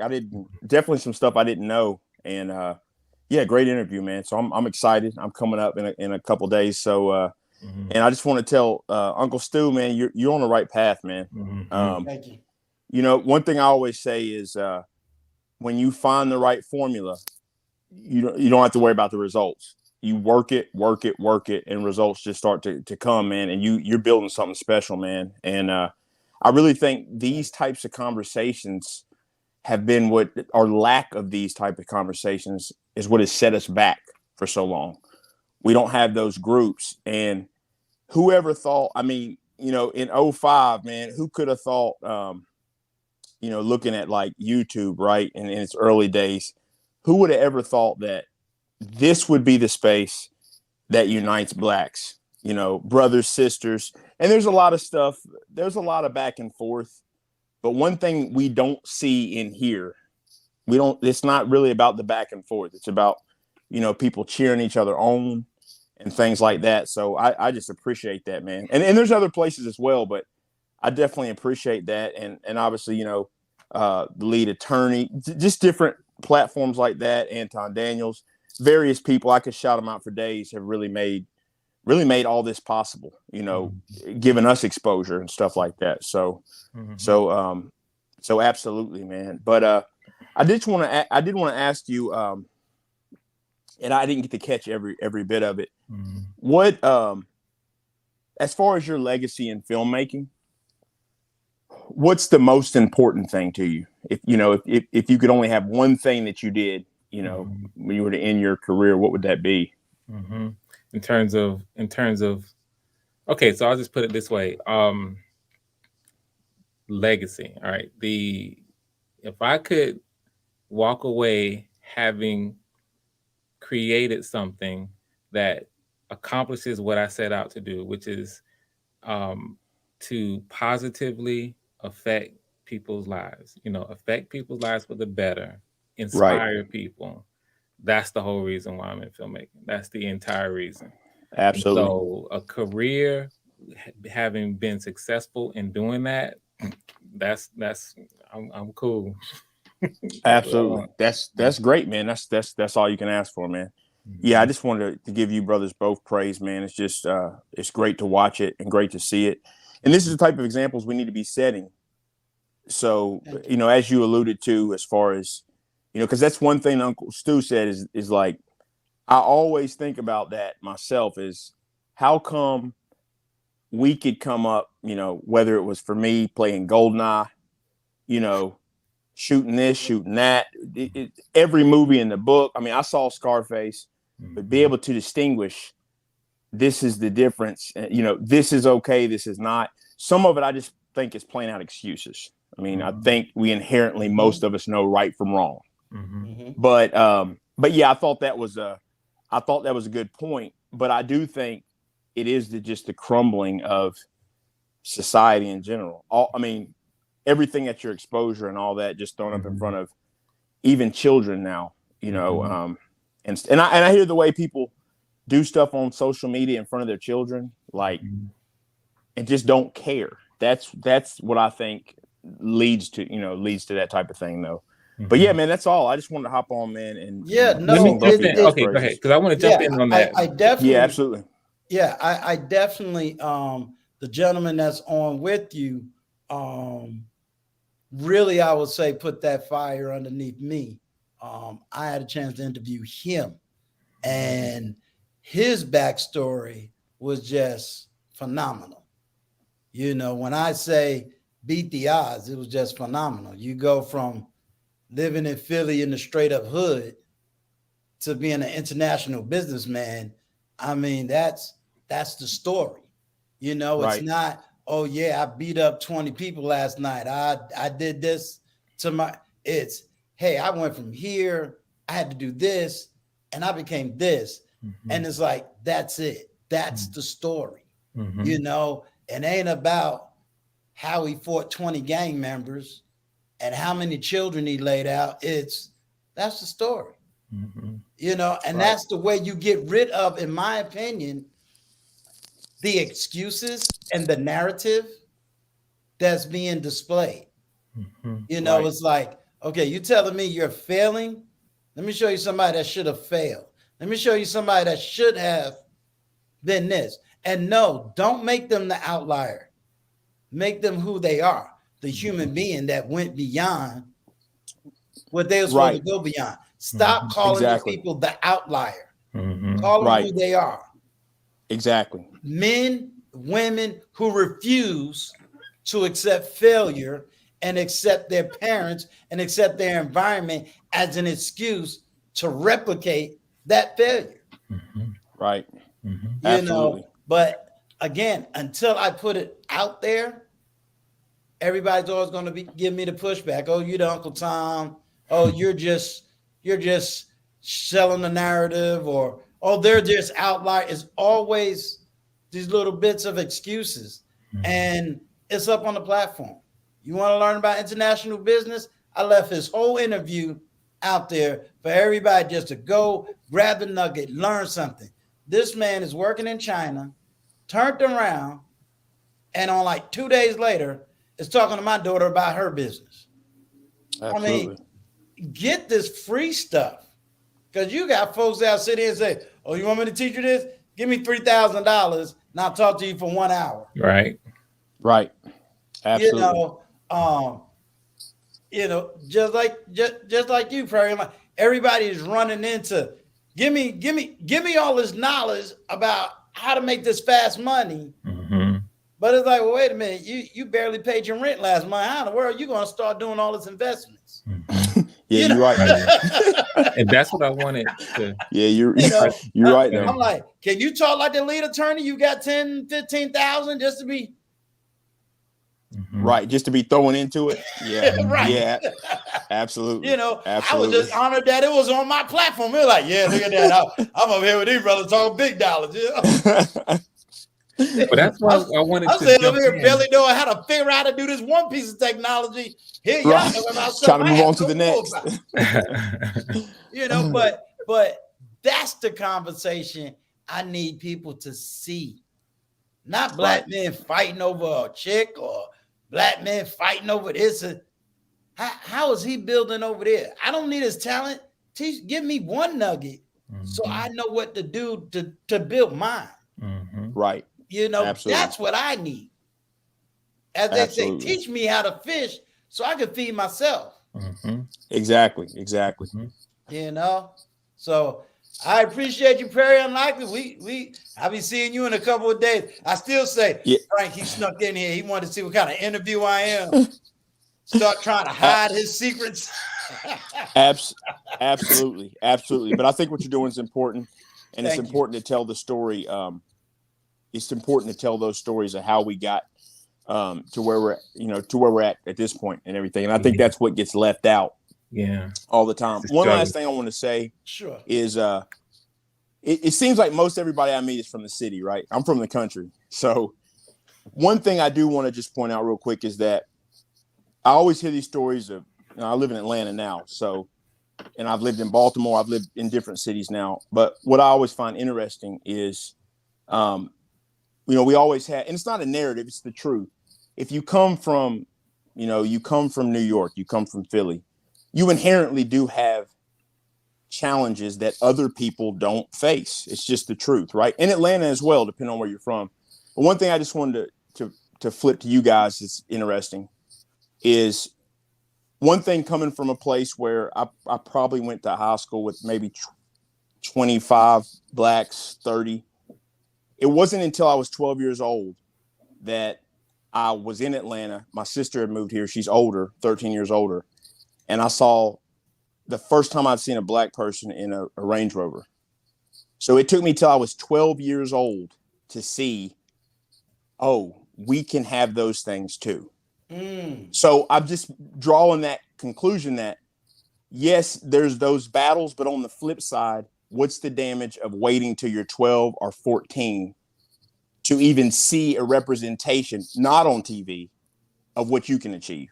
So I'm just saying we're all in this together. It doesn't matter where you come from. And at the end of the day, regardless of the color of your skin, if you want to make it, you're going to have to get along with everybody of every race. Or you're not going to survive. It's just, so I just wanted to draw that conclusion because I'm always interested in the different stories I hear. And mine's a little bit different, but, that's good. Something we're going to hear that in a couple of days. You will, man. And if you're around, my daughter and TJ's daughter. I don't know if you know Mosaic with TJ Randolph. Her daughter. Them two is going to be on tomorrow night. Awesome. Uncle Stu's just going to be in the background. The platform belongs. I'm gonna say my little 2-3 minute monologue. Platform is going to be all hers, so she's running that. I'm just in the background doing all the technical stuff. Hopefully, the screen don't drop on me like it.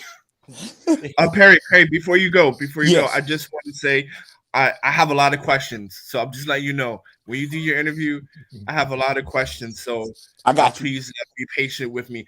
And then also, could you talk a little bit in your interview about NFTs and the metaverse and digital real estate, if you can also include that?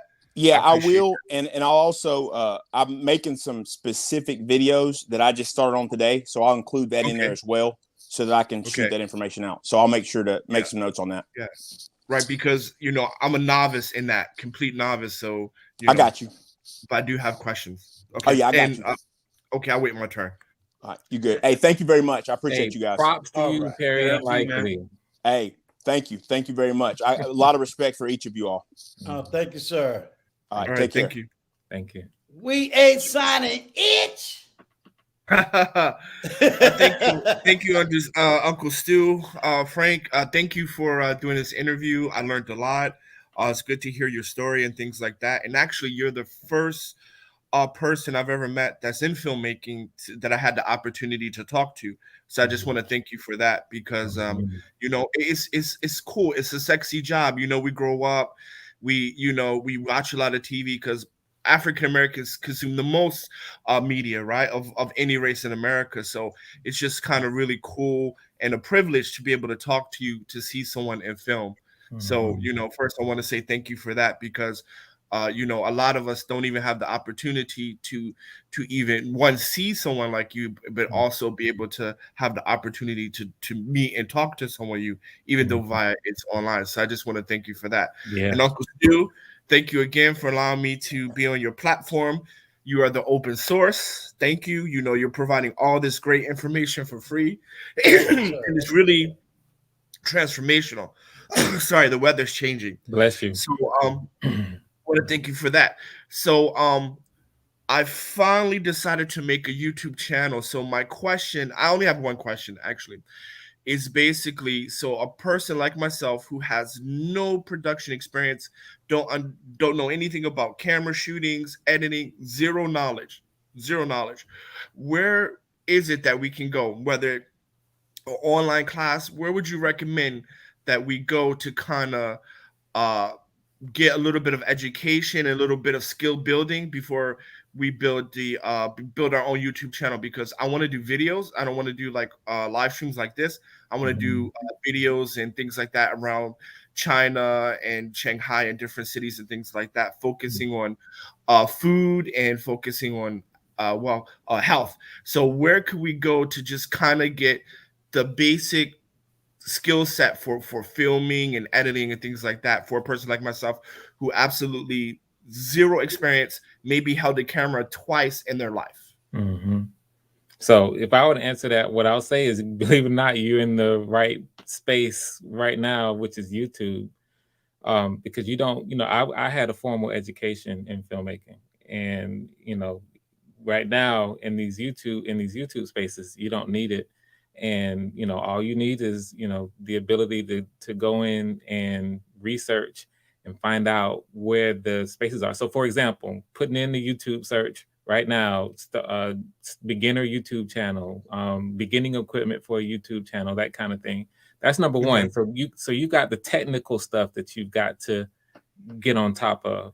But then on top of that, equally as important is you need to get into these spaces where other people, like the community that we're building here, where other people are doing the exact same thing.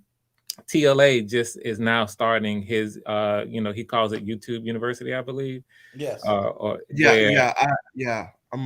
part of that on elementary, something like that. YouTube elementary, that's it. YouTube elementary. So you know, that definitely get it hooked up with people who are all doing the exact same thing. Melissa Jane, who I think is here, has a tech channel who's doing stuff like, so get connected with the people who are doing it as well as the general research of you know, so as much capacity and as much time as you have to do as much learning as you can right here in the YouTube space, do it. And there you go. Okay, and then my last question, my response to my last question would be this. So I do understand, like, I've watched a lot of YouTube videos about what is the equipment you need. I watch a lot of videos understanding the algorithm and kind of stuff like that. But what I'm kind of asking is, like, for example, kind of like video tutorials. Have you ever thought about creating a second channel, creating YouTube tutorials talking about like filming, angle shots, lighting, and things like that? Because those are the things that I'm looking for that I haven't found anywhere else. Like shooting angles, like when you're shooting, how do you make the picture move and things like that? The zoom ins and zooms out and angles like that. Have you ever thought about creating a YouTube channel or tutorials about how to shoot and how to film to make great YouTube video shorts or something like that? You know, because I haven't, because I've saw those, but I haven't saw anywhere that actually really talk about like shooting angles, filming, and things like that. I haven't seen anything like that for as far as production value. So have you ever thought about doing tutorials like that? So this is an interesting question you're asking me.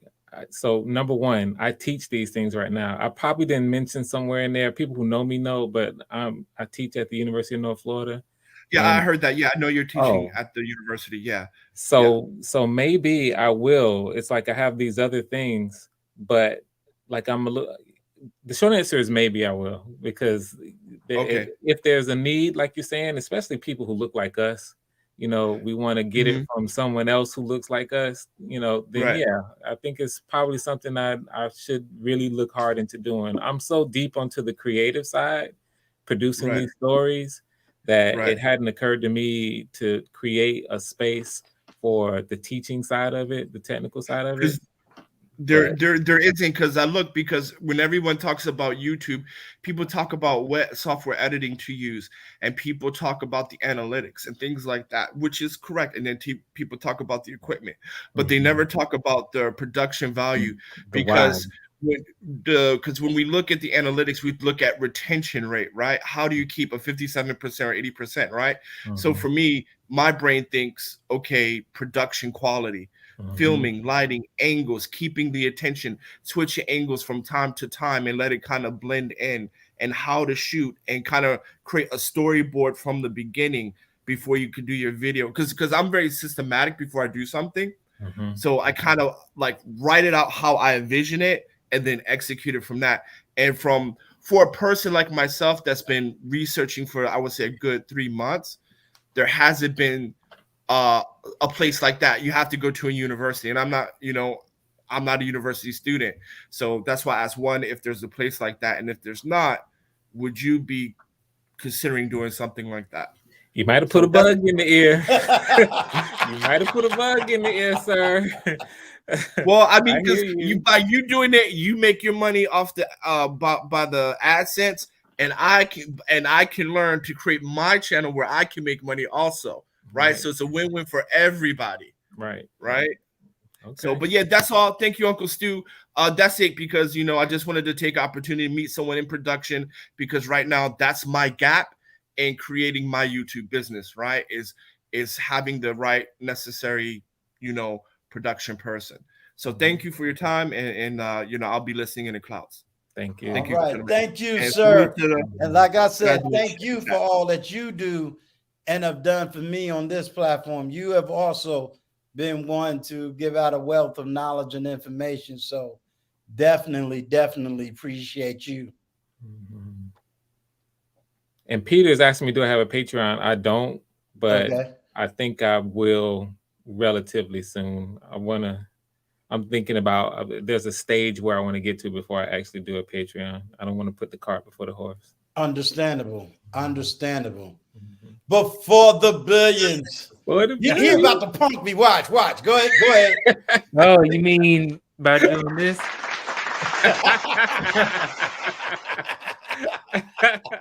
What's up, everybody? How you doing? What's going on, sir? What's up? Yeah, so I wanted to come up to let you know that I enjoyed a lot of the call-ins, and you actually went ahead and called the winners of the hold on, I hear like an echo. Am I echoing? Yeah, you're echoing, because I had to shut down my system, so I'm strictly operating off of my Mac. Hold on. I think I might be echoing off of you. I'm not sure. I just muted myself. But yeah, so I wanted to say that Frank, you're doing a great job with the YouTube page. I've been enjoying watching the Objection series. I'm sorry. Objection series with Jen. I really love going on there with you guys. Yeah.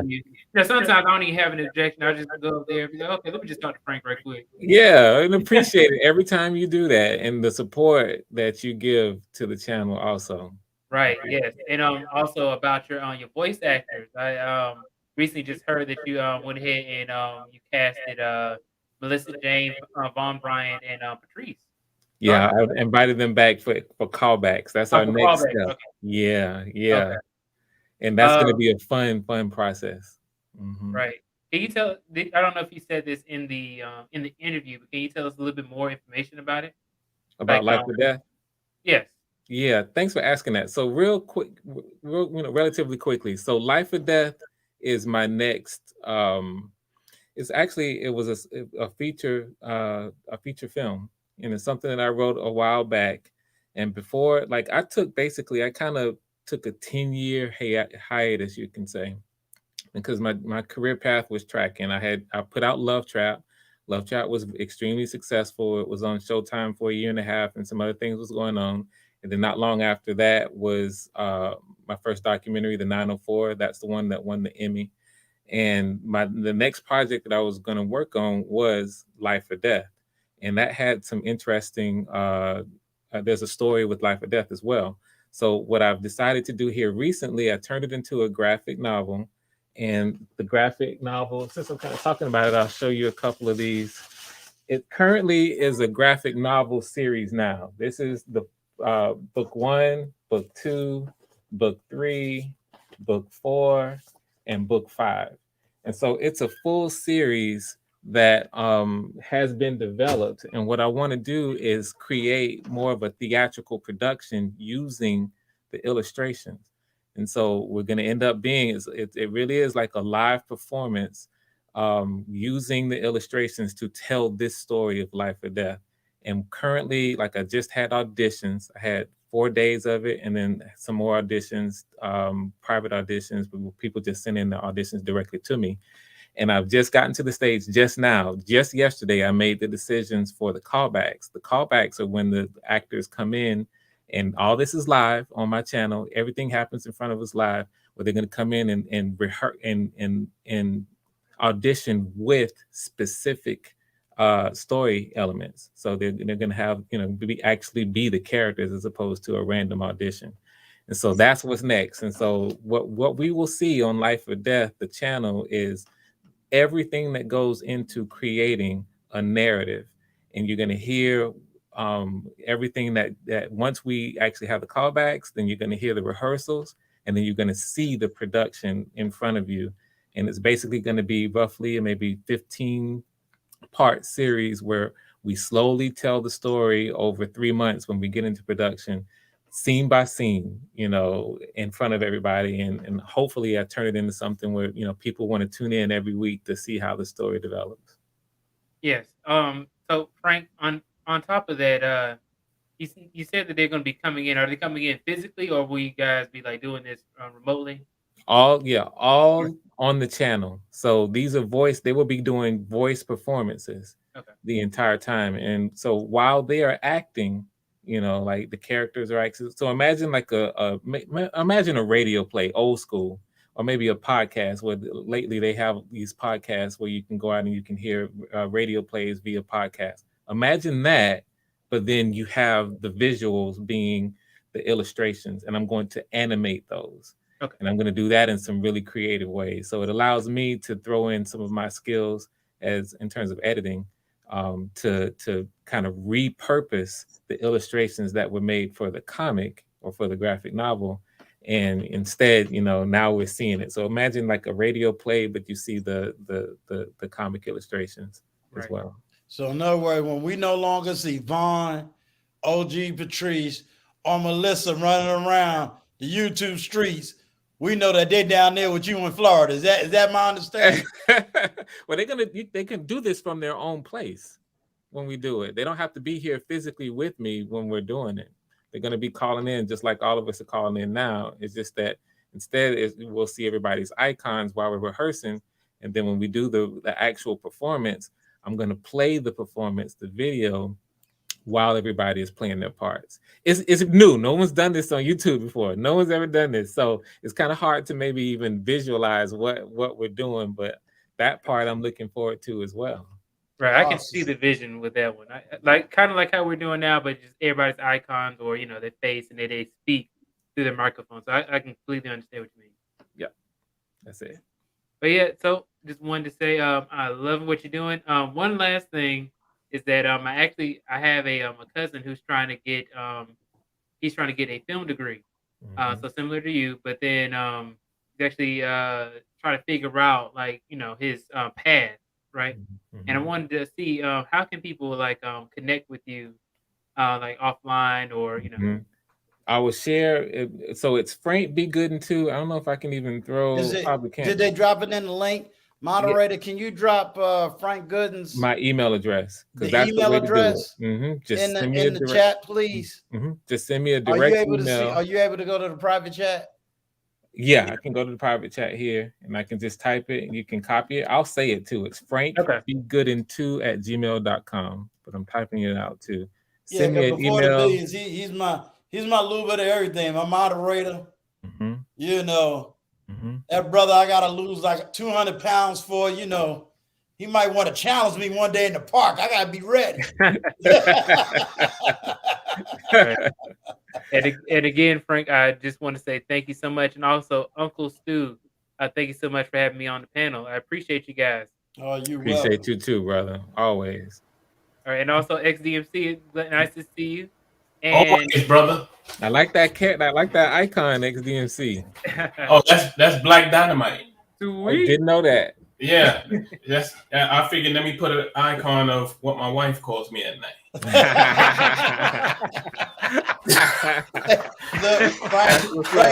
Let's check the time out. Right, is it that rated X time? Yes, he ain't even for. Hey, he's married. He's married. He can do that. Oh, you know, she's on my thunder gonna clip that one. I forgot she's here. No, let me keep quiet. Okay. All right, guys. Thank you so much. I'll talk to you later, okay? All right. All right. Bye-bye. The official urban therapist. First time I've ever seen you here, sir. Yes, sir. I'm doing good, Uncle Stu. And I appreciate you inviting me up on the panel. Frank, salute to you as well. SDNC as well. Salute to you, brother. Thank you, brother. I decided to come out the bush on y'all because I actually been tuning into your show probably about a couple of weeks now, Uncle Stu, and I finally decided to come up here because y'all actually having a great dialogue. I just wanted to commend you, Uncle Stu, and also Frank as well for the work that you're doing in these YouTube streets. I'm doing a similar type of work as well because I am using my platform as well on YouTube to promote the same type of positive energy as we're sharing right now because I didn't seen different sectors on YouTube where they create different beef sectors, roasting sectors, all these other things that's not even profitable for us as Black people in our community. So it is very refreshing to see you gentlemen doing the work in the community as I am as well. So I just wanted to come up here real quick and commend you, Uncle Stu, commend you as well, Frank, for doing the work as well. Just keep up the good work because you have people like myself also in the community as well doing the work. What's your page? Because I want to follow it. Yeah, I want to subscribe. What's your YouTube page? The official urban therapist. Okay, so that's it right here. The official urban therapist. Okay. Right, yes, sir. Yes, sir. I'll have a member of my team reach out to you, and I'll be glad to interview you, sir. Absolutely. I'll be looking forward to Uncle Stu. And I can actually drop. Is your email in your about section? It is, but I could drop in the private chat too if you don't mind. Sure, go ahead. I just subbed, bro. Give me a second. I already subbed to your channel too, Frank. Make sure you put it in the private chat, and the right person will definitely get to it. All right. I mean, we absolutely, like you're saying, when we see, because it's unique, when we have people who are intentionally trying to do something that is positive and inspirational, then we have to make sure that we link up, stay strong, support each other as much as we can. We all, of course, are doing our own thing and we're grinding, so we got to spend the time to make that successful. But as much as we possibly can, we have to link up. And that's how we can together begin to put a dent on all this other stuff that's going on the other side. Absolutely. And I'll be looking forward to linking up with y'all too as well, just showing y'all my different perspective from what I experienced on the YouTube streets as well. That we could just all link together and we could share our insights and we could get to not only help each other, but there are so many people out there that I've experienced that's dealing with so many type of mental issues and everything like that in the YouTube universe. So yeah, they need us for real. And you just got to subscribe. OG Patrice said she just subscribed to your channel. Every third. Appreciate that. Do it. Appreciate I'm that. telling you, we gonna before it's over, we gonna clan up on them. Yeah, boys. they're gonna do the right thing. A renaissance, man. I'm telling you, YouTube renaissance. All right. But it's definitely been a blessing. I thank you very much. And I hope Very we welcome. putting out I appreciate more and better content for you. Absolutely, absolutely. I appreciate it, gentlemen. And you too as well, SDMC as well. One love, brother. And we got somebody we ain't seen around. Miss My Vivid Life is in the house. My Vivid Life, what's happening? What's up? Salute. Oh, My Vivid Life is here, Duck. Yeah. But she be out. She don't miss. Well, I basically came out first, Uncle Stu. Again, thanks for having me. And that book you have in the background is an excellent read, by the way, Colin Powell. That book, that's an excellent read that you got in your background, Uncle Stu. Which one now? I got a whole library behind me. The Colin Powell one. I read that. Oh, yes, sir. That's an excellent read. I served under him when I was in the military. I served under him when he reached the entire, highest ranking. So yes, sir. I give him much honor. But I came on to ask the geek out a little bit and ask Frank a couple of questions. Now, I've been on his panels before objecting, and nice. But nice. You mentioned Star Trek. Favorite series? My favorite of all of them? Yeah. I'll probably go ahead and say The Next Generation. Okay, Uncle Stu, I'm out. I can't rock with this dude. Probably Next Generation for me, real talk. All right. Well, they had their moments, especially.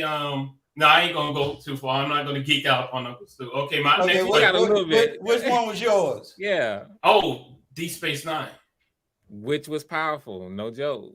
The writing on that and what they did with, I mean, just the characterization of the supporting characters. Oh, okay. And just having Cisco being a single father where he was raising his son, and they threw Afrocentricity in there too. It was deep, and a lot of that is because of Avery Brooks.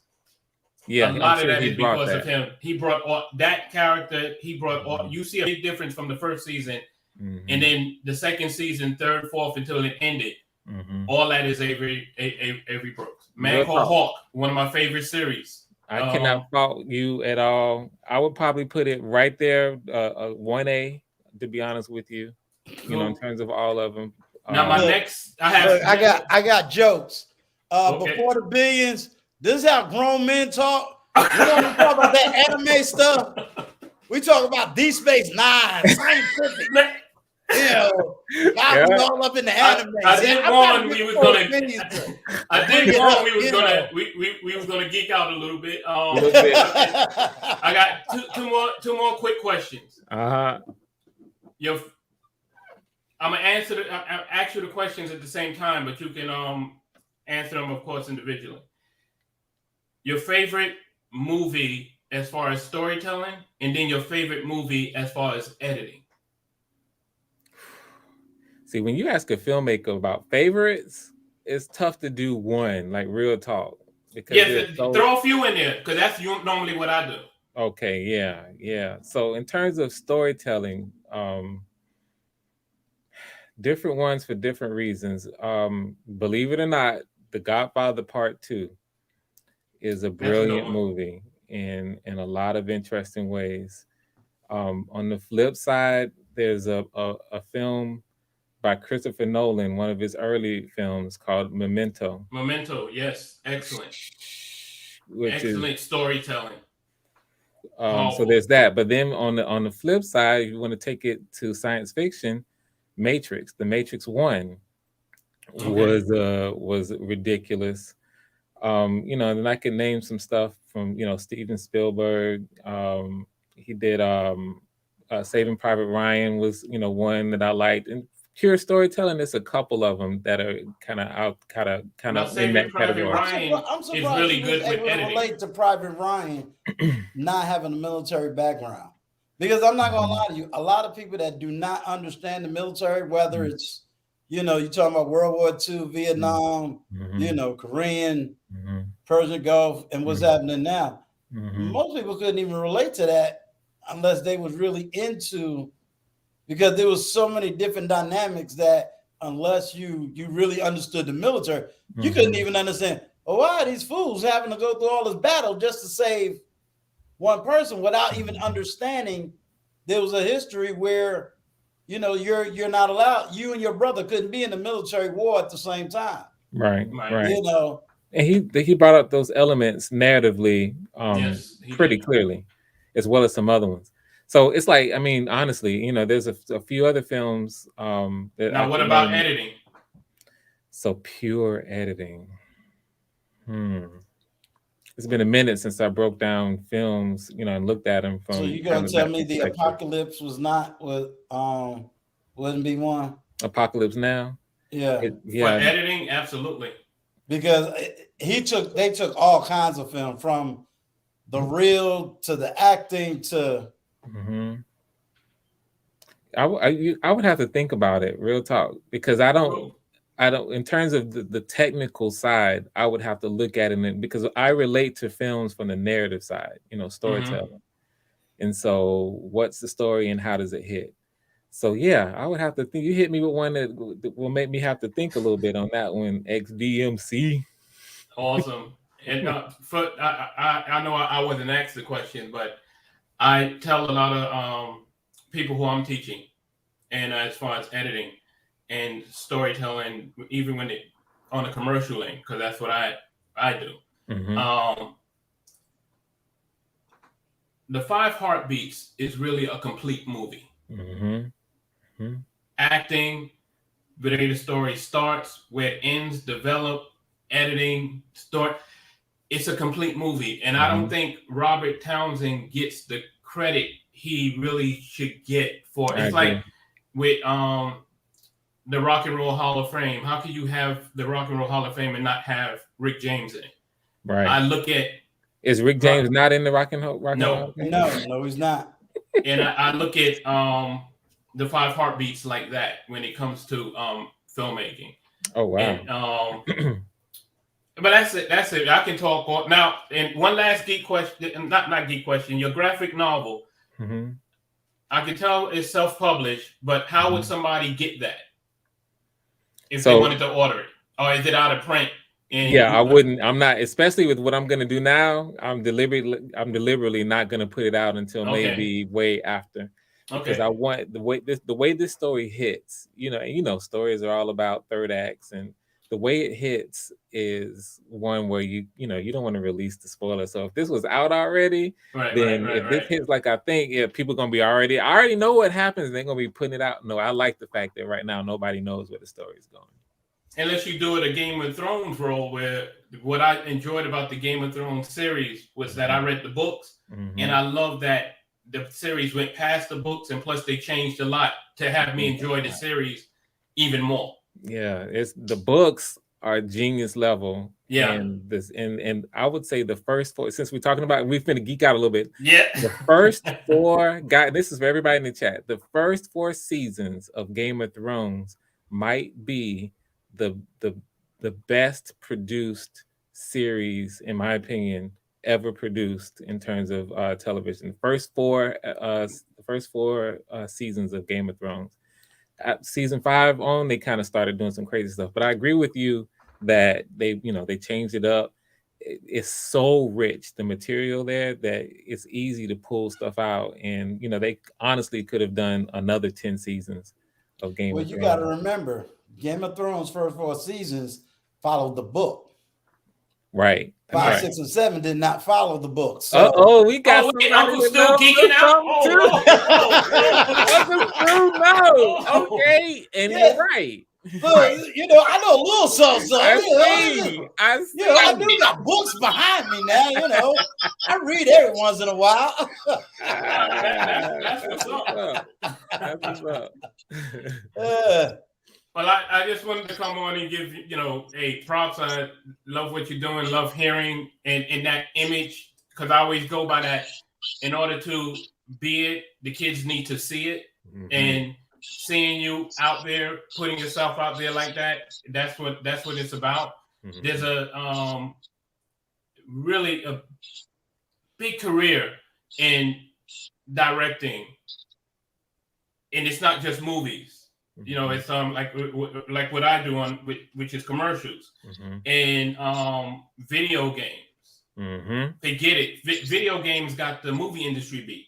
Yes. You know, and when it comes to as far as profit, and what I would love for people to do who are looking to do things like that.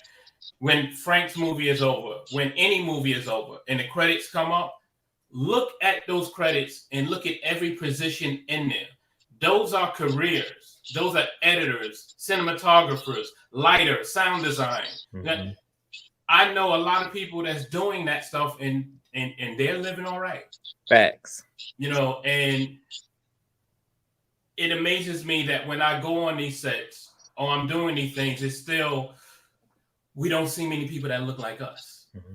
So that's why I talk to Miss B Finesse and hook up and do the things with Career Day to let these kids know, hey, their careers out here.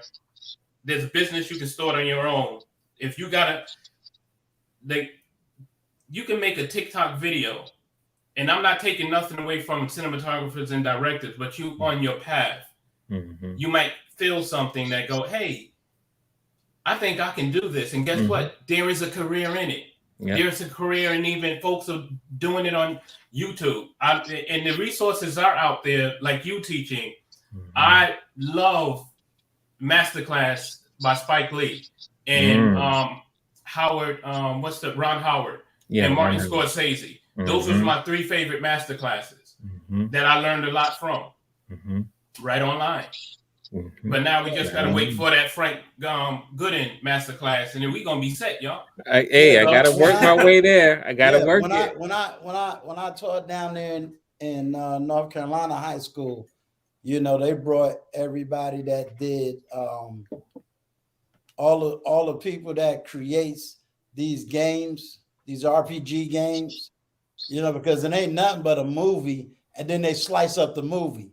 But just the backdrop and why it cost them almost $2, $3, $4 million just to make it, you know, and how they get it on the back end. Yeah. But, you know, we got to push STEM. We're not pushing it, you know, and we could push STEM without waiting on the government. Absolutely. We don't need the government. We could push STEM without the government. We just got to put it out there. This is definitely something that we could talk more on. You mentioned video games. This illustration is a concept art for a video game called Hat 62. They teach kids how to code that I did. Beautiful. And it's out there. Now, I did another game, did concept art for another game called Too Human, but I think me and my sister were going to be the only people that bought it. But still, it's out there. You know, Microsoft, their careers are there, people. Definitely. Yeah. But that's it.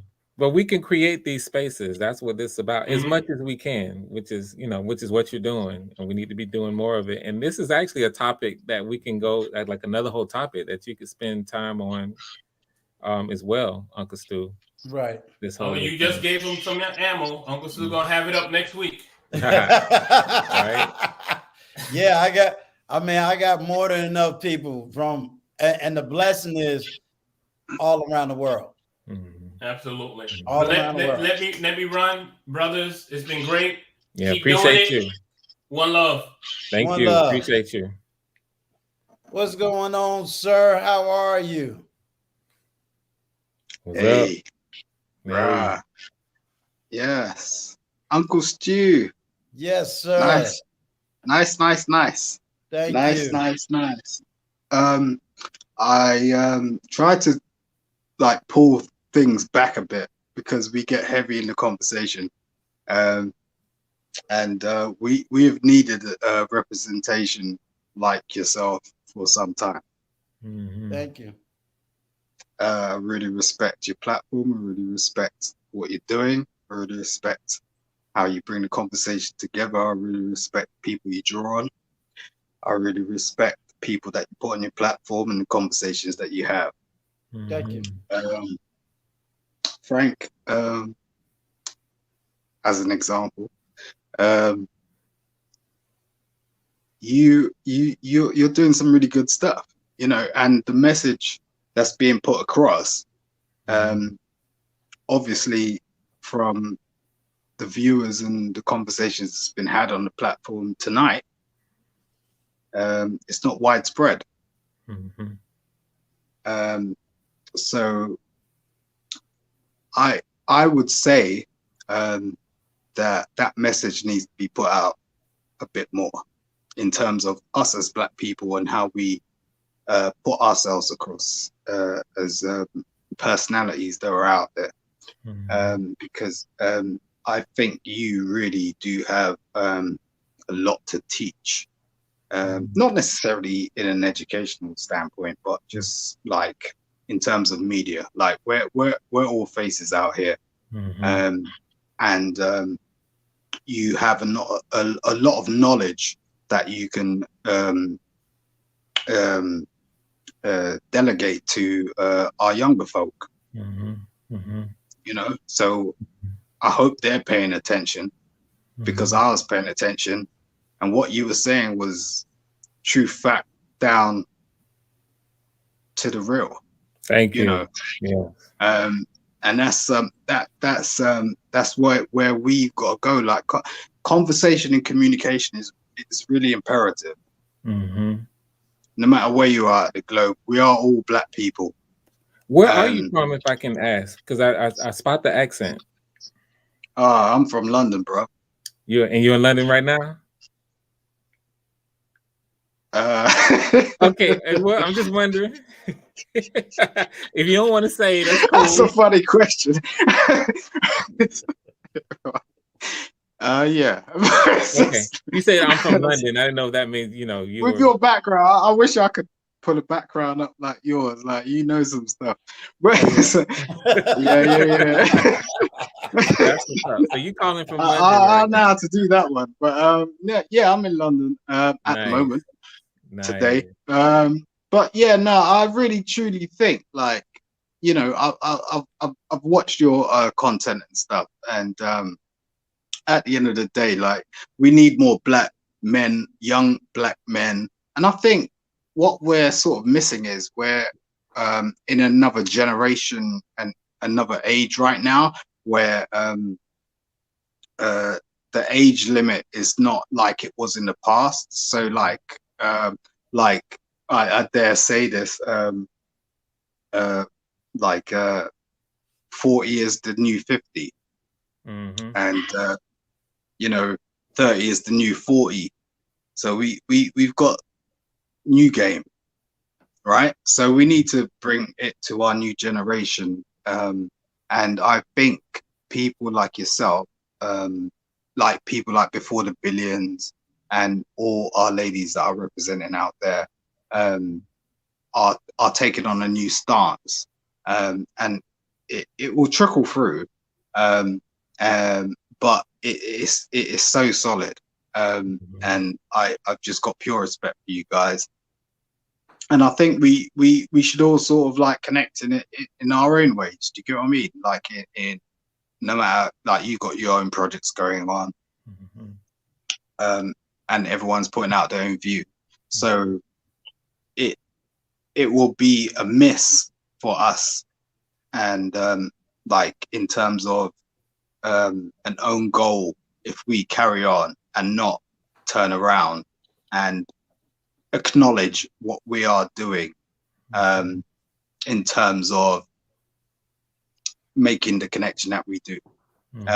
Probably leave it at that for now, and until another day. But Uncle Stu is like my uncle, and I gotta give him his props because I love him. And when he first came on, and he was just dropping his little dimes, and then he's got his whole background now. I'm like, damn, like, I ain't even got my background together. Don't like, forgive me. I'm just trying to get my ish together. But like, if he could do it, like anyone could do it. Do you get what I'm saying? He's inspirational. Like, bless you guys. Please do keep it up. I'm with you. Wherever you need, hit me up, bro. Let's stay connected. And let me say, you do start where you start. You start in because you guys know the parable of the mustard seed. Mustard seed is tiny, but a mustard tree is huge. And you have to start somewhere. And we can't be afraid to embrace small beginnings. You can't. So I'll say this, it's not tiny, because I know people that are doing the same thing that you are doing over here. But you have reached me. Yes. That's not tiny. That's not tiny. No. And you no. got one of the likes on the videos and all of that. Don't pay attention to that. Do your stuff. Serious. Like whatever that is seeing, what you're seeing over there, like all those statistics and you know, the algorithm and all that. Don't watch that. Nah. There's many platforms you can transcend to. And it's, you know, at base level, we know it as artists, it starts in the theater. Right? Is YouTube up in there? Nope. The audience is up in there. We got those eyes up in there. We transcend that from the theater, like on a base level. But we're all personalities, and I've said this before, we're figureheads. So when our young people and the generations before us, which is what I'm concerned with really, are watching us, you're a figurehead. So do your thing. Do your thing. See how it pans out. No, there's no this or that. Do you get what I mean? That's the objective. And we all learn from each other. Like, I'm learning from your back screen. Like, I don't know how you did that. Do you get what I mean? I'm still trying to figure out. And you're not even trying to tell me how you're doing it. It's just a green screen. I'll tell you exactly. I want you to have it. You just get a green screen and find your image. I'll show you how to do it. Send me an email. A whole video on that and DM me, please. Just send me an email. I got you. Right. Later. All right. It's been a pleasure. Thank you, sir. Mr. Vaughn. Vaughn the Great. Yeah, Vaughn, the top moderator. Now he blowing all these experienced moderators out, talking about, I wonder if I'm doing it right. I'm seeing you in there. Well, I'm trying. I'm definitely trying. I just want to say, man, you know, I appreciate your platform, Uncle Stu, and everything you do. You're very encouraging. I love your approach to different topics. You know, you're not just so one-sided to where I have to disagree. You know what I'm saying? You're like kind of right down the middle, but at the same time, you make a lot of sense, you know? And so I appreciate you for, you know, even honoring me to try to moderate a little bit. So thank you for that wrench. Thank you very much, sir. And Frank, man, all I can say is your story was very captivating, man. It was just, you know, for you to be able to, and I know what it's like to share some personal things like that. And you'll be surprised as to how many people that's going to help. You know, so many people, when we share these stories, these personal things that we've gone through, and when we share how we've managed to come out of it and fared to be okay somehow, you know, it gives other people hope. You know, and so I appreciate you taking the time just to share, you know, your story. And this is a great platform to do it, you know, and I'm definitely looking forward to seeing how your project turns out. It sounds like it's just going to be awesome. And thank you again for the opportunity. I don't have much to say because my head is spinning. I'm trying to figure out how to type and paste and post and do all of that on here, but I'll get used to it. Well, I put it like this: the only typing and pasting I need you to do is I need you to put your email in the private chat so my team can reach out to you. I think I know how to. You deserve an interview? I think I know how to do that. So let me see if I'm doing it right. Hold All right, on, all because I I'm gonna need, do it. just put it I'm in gonna the do it And right let me now. say too. All I need is your email. And let me say while you're doing that is that this I identify with and support this mission that Uncle Stu is on. And when I didn't when he invited me, I had no clue that it would go in this way. I just, felt like it would just ask questions and that kind of thing. But I hear you loud and clear, Vaughn, when you say that we need to be open and transparent with our stories for exactly that reason. And so this is that's why I say I'm so blessed, because this feels like it's, part of, like the way everything's fitting together. It's the synergy is perfect for this kind of thing. And so I just think, again, give Uncle Stu all the props for having a platform where we can do something like this. Absolutely. I want people to be safe. Did you get the email, Uncle Stu? I'll let you know all, like I said.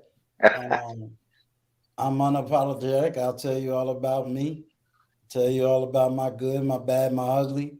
But the blessing has been is that I made it through all of that. I made it through. Now you want to walk with me? I'll go back down and I'll show you exactly what I had to do. And then if I can help somebody not even make certain mistakes that I made, right? Because the grace that was on my life to get me here may not be on the next person's life. So I don't want everybody to have to go through my story. That's my main man, Intentional Millionaire. Thank you, sir. This was a very awesome stream. And see, Frank, we found out about Vaughn too. We found out he played, they be saying nobody knew that I had a little nerd in me. We didn't know Vaughn had all this hidden talent. Right. Gail had to put him on the spot. And then we found out he working with you. So right. He got to get an interview because it's like, nah, man, you playing games. Wow. You playing games. You done. Vaughn got some stuff, that he can share for sure. And I'm looking forward. Like right now, he's been invited for the callbacks, and I already he's gonna have a spot in it. I'll go ahead and spill the beans because there are actually several roles that Vaughn is gonna be able to do well. So it's just a matter of picking the right one. But again, I'm honored to cross paths with people like Vaughn and others like Patrice who, come on, we're getting ready to do a little something that's gonna make a little bit of noise. So exactly. And this whole community is, from just, and I've only been on YouTube for maybe several months at the most. I think I started out with TLA actually. And from there, I met all of you other people. And it has been such an awesome experience because a lot of us have like minds, and there's a whole lot of stuff on YouTube, as you know, but it's like we're creating some type of community, even when it comes to the chat, there's no trolls and craziness going on. The people are so respectful toward one another. If we have a disagreement, we know how to, talk through it. We don't have to yell and scream at each other. And so I'm loving it, man. I'm loving it. Same here. I'm definitely loving it. Same here. And Frank Goodin, Tiana the Miracle Talks. That is my oldest firstborn child. Oh, okay. Hey, Tiana. So she's doing her thing and she's gonna do a giveaway tomorrow. But tomorrow the only thing you will see in Uncle Stu is that little thing right there. I get to hang out in the back and just let her do all the talking. That's what's up. That's it. I talk in. about 5 minutes. After that, she takes over. I'm gonna have it running in the background while I'm multitasking, working on getting these callbacks in. See if I can get Vaughn to put together a good performance for me. Vaughn don't get a couch. He's supposed to get a whole thing. What do you want to eat? He want the fruits. Got to put the orange fruits over here and the green fruits over here. But listen, I started my journey today, with United Fitness, and Unfortunately, because of the time change, I couldn't catch him live, but I did catch him. And Right. so I did my little 30-minute workout with him, and just on the good eating and all of this stuff, man. So drinking the water today, I think I feel like 20 times, at least 20. But yeah, it's just like I've been so inspired by listening to him. So and you find I have found so many good people on here through this community that we're all a part of. Yeah. Yeah. So well, I am happy. Let me give a shout out to Destination Dad. Welcome, sir. Destination Dad, I just want you to know I bought me a GoPro today. So I'm gonna just shout that out. I was supposed to make the GoPro before I went live so I can make a little video to show you I got one. But I got me a GoPro. Let me tell you what happened, Frank. I seen Destination Dad, so I'm like, hey, I'm a dad. Let me go check out his YouTube channel. The first part of the YouTube, his first video was unboxing a GoPro. Ever since then, I was addicted. I like, okay, I gotta give him one of them.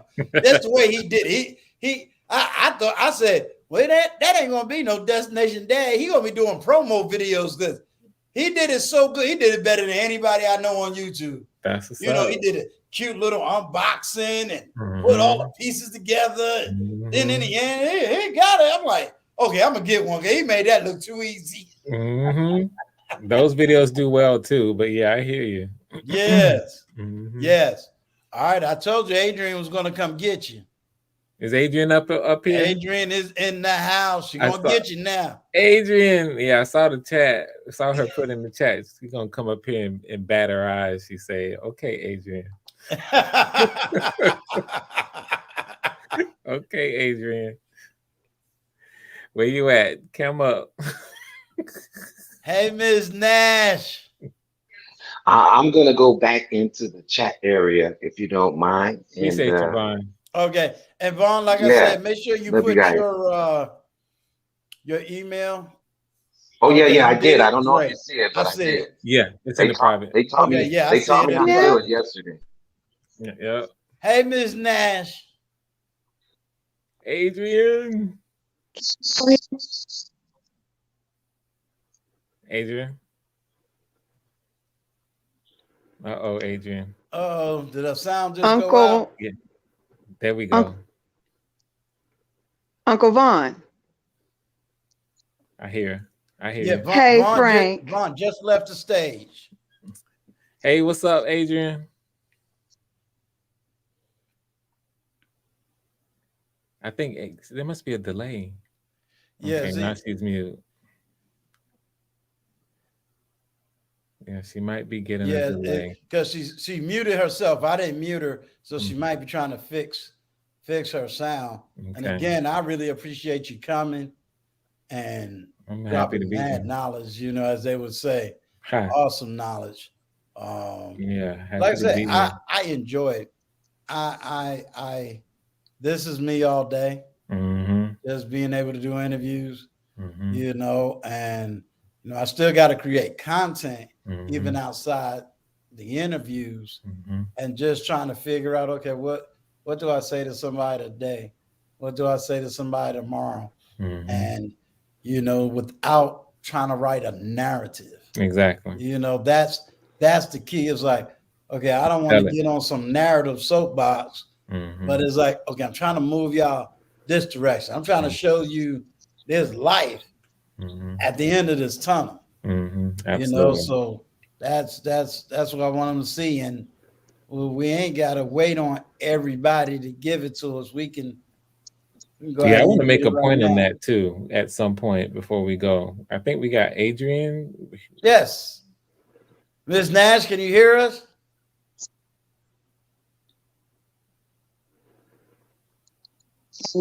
Now. Okay. I feel like you're on a delay. Yes. My mic is just automatically going to mute. Can you hear me? I can hear you. Trust me, I understand technical difficulties. I had one. Can you hear me? Almost an hour ago. See, she's on a delay. Yeah, I don't know what was happening there, but she's on a delay. While we're figuring out, what I wanted to mention about what you just said, underline, right, is a huge point. We see it in the entertainment industry as well. Mm-hmm. You know how? So first of all, the point you made, we need to be more proactive about creating our own lanes. Right. And that's what I was talking a little bit about, not being afraid to start where we are and start small. Right. What happens is so often, especially in entertainment, you hear the little thing, everybody complaining that there's not enough roles for blacks or African Americans, or when Oscar time come around, it's always some people up in arms about not enough black people being nominated for an Oscar and getting these awards, and even the daytime Emmys and things like that. What we have to do, number one, is we have to understand that the film industry wasn't made for us. You know what I'm saying? They're not checking for us like that. They will work with us. They meaning the Hollywood industry will do things with us as much as they feel like they can exploit, our stories to make money, and they're gonna always keep us sort of in this little area. And it's not intended for us to prosper in their space. It's not intended. And so it's not going to happen. No matter how much we try to fight for it, there will be a certain amount of success that we can have. And they'll always let a little bit of steam out the teapot. So, you get some talented actors like Denzel and Sam Jackson and a few others who can rise to the highest levels. But Hollywood will never be a place where we have a full, like, it supports who we are as a people in terms of our culture, in terms of our stories, and especially in terms of us telling our stories our way, basically presenting our point of view. We have to really embrace doing that ourselves on the entertainment side. And so that's and we can't be afraid to start small. I've heard some other people talk about this as well. This is just one aspect of it. We need to, and YouTube is a good space for it, because look what's happening. Right. You got this, you're doing exactly what you want to do to create this space. The kind of the saying is, be the change you want to see. That's exactly what you're doing. And, you have others that are doing the same thing. And this is how we should build to create our own channels and our own spaces, and then pivot when the time is right. Like, if we can grow together and support each other and everybody be in their proper lane, like I have a lane as a filmmaker and I know where my strengths are as a filmmaker. Right. You have other people have different lanes, and we can synergize. We really can grow something if we unite and we stay, continue to support each other. And that's how you start small. That's how you create the space that we can prosper. Right. So that's a little soapbox material right there. Sounds good to me. Look, I ain't even gonna clip it. They gotta see the whole video to get that one. Okay, right. That's what's up. Is there anybody else that want to come up? I'm gonna put this back in the.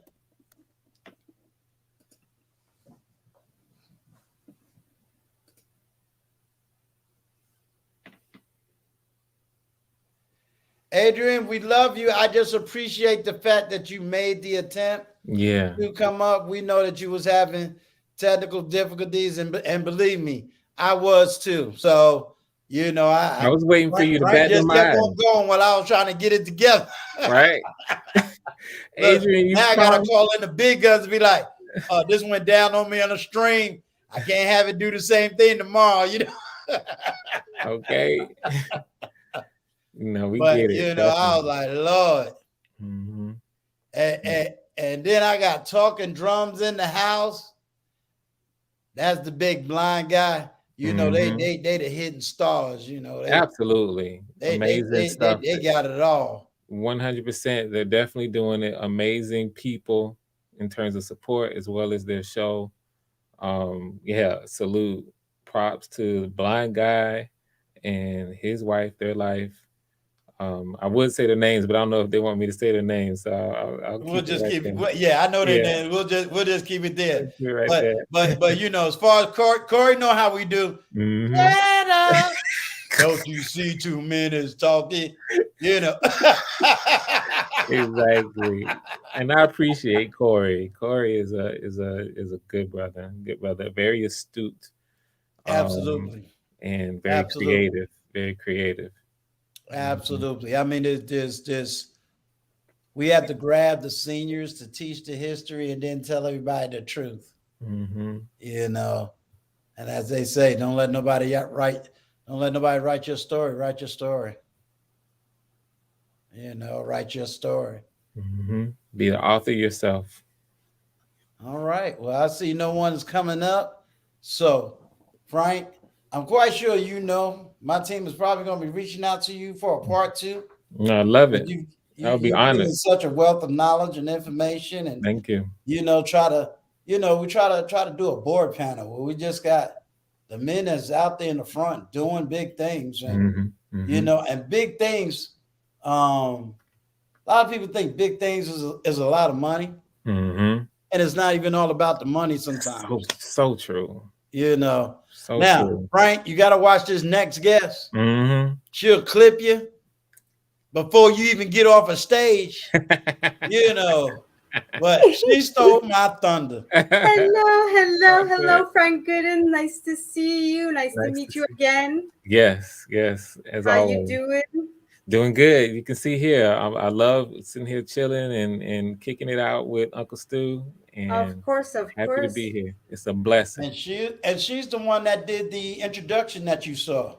That's beautiful work. My first one ever. Thank you very much. Wow. Yes, I don't quite have the talent of you and XDMC, but I'm working there. Thank you, Uncle Stu, for having me. Got the experience. You killed it. You welcome. Thank you. And he is right about the clip, and I'm in about maybe 8 minutes. There's going to be a nice little clip that's going to come up with you for Uncle Stu and XDMC. Oh, I like your coffee mug. I have the same one. Oh, that's right. The lens, your cinematographers unite. Of course, yes. Of course. That's clipping too, man. I'd show it to you, but as you can see, I don't. But yeah, I have that one too. So as soon as I'm like, eight, it's smart. You see, people of intelligence have the same things. We definitely vibing. We vibing. Yeah, I'm here with you. I just want to say, great show, Uncle Stu. You know, I really like that you are bringing more awareness to men's issues, because us women, we tend to forget that sometimes it's not all about us women, and that you men, just like everybody else, you go through your issues too. You go through things that need to be addressed as well. And you know, you talk about that issue with intelligence, with class, and with the necessary humor when it is needed. So good on you, Uncle Stu, and keep up the good work. I know I commented on another video as well that, hey, you're inspiring all of us in your own way, one way or the other. So keep up the good work, and I won't keep up the stream too long, because I know you don't like the 10-hour streams like before the let me tell you what the other catch-22 is. Yeah, y'all remember, y'all held me down for making sure I do 30 minutes of walking so I can lose this weight. Yeah, exactly. So I got to do my walking. If I hang out with you to 12, 1 o'clock, I'm gonna walk myself to the bed. You and me both, man. It's been a long day, but that was my little clip. My test this morning was, okay, you know what? Since I'm walking to work, might as well make money out of it, right? You know. I know that's right. Yeah, no, that's right. If you're gonna do it, might as well get paid somewhere or get attention or whatever, you know. So hey, look, you gotta do what you gotta do. But anyways, I won't keep you guys too long. I just want to say hi and keep up the good job. Oh, thank you. All right, thank you. Support. Yeah, and thank you. You too, Frank Goodin. I saw a few of the clips of they're now I'm losing my words. My French is invading my brain. But I saw your clips, and we were happy to break the news to Vaughn as well, because he was on my live stream. We're like, oh my God, you got picked. Oh my God. We're all happy and popping the digital champagne with him. And So we was definitely happy to get the good news. But keep up the good work, and like I said, for you too as well, you're doing great work in the community, and we definitely do need more of a presence of the Black community in whatever way possible. So keep up the good work. Adios, tout le monde. Au revoir. Have a great night, guys. Thank you for having me up, Uncle Stu. Have a great night, You have a guys. good night now. Have Thank a great you. night. Yeah, that's what's up. Now, my inspiration. This is my inspiration. My firstborn. Oh. Hello, I just came to say hello. Great interview. You did well, and I appreciate you coming. I appreciate you supporting, and I will be supporting you as well. Thank you so much. Thank you so much. This is me and my daughter's platform right here. Mm-hmm. You know, right before I went to YouTube, you know, and even decided to do all of this, I was the first person I had to consult. It was like, if I get up here, that's my behind the scenes consulting. But you know, she's taking the platform tomorrow, so that's I had to get a awesome. little break. Yes. Thank you for coming up, and thank you for just being a part of what Uncle Stu is putting together here. It's flat out special. And all you got to do is just keep going and watch what happens. That's all you got to keep doing. It's special. Definitely got to keep going and keep moving forward. I say that behind the scenes. I say a little more, but you know, I say that behind the scenes. Yeah, I get the longer version, the good stuff. Good stuff. I get good stuff. Yeah, because you can't tell. You know, you can't tell everybody everything. Oh, of course not. Yeah, of course not. That's when the meeting starts. You know. Exactly. You can't tell everybody your plans. Right. Exactly. You plan and execute. It's just so good that y'all have teamed up, you know. That's right. That's right. You know we had to sneak Corey in here. Corey done dropped off. Corey, where you at? Come back, Corey. The baby might have clicked him out. Yeah. But yeah, it was a good interview. I'm gonna try to wait, see if he clicks back in. I don't know if they ready for my takeover, but I am taking over tomorrow. Hey, let's see. Yeah. Let's see. You know, have you ever seen Mosaic with TJ Randolph? I haven't. Okay. She's another content creator.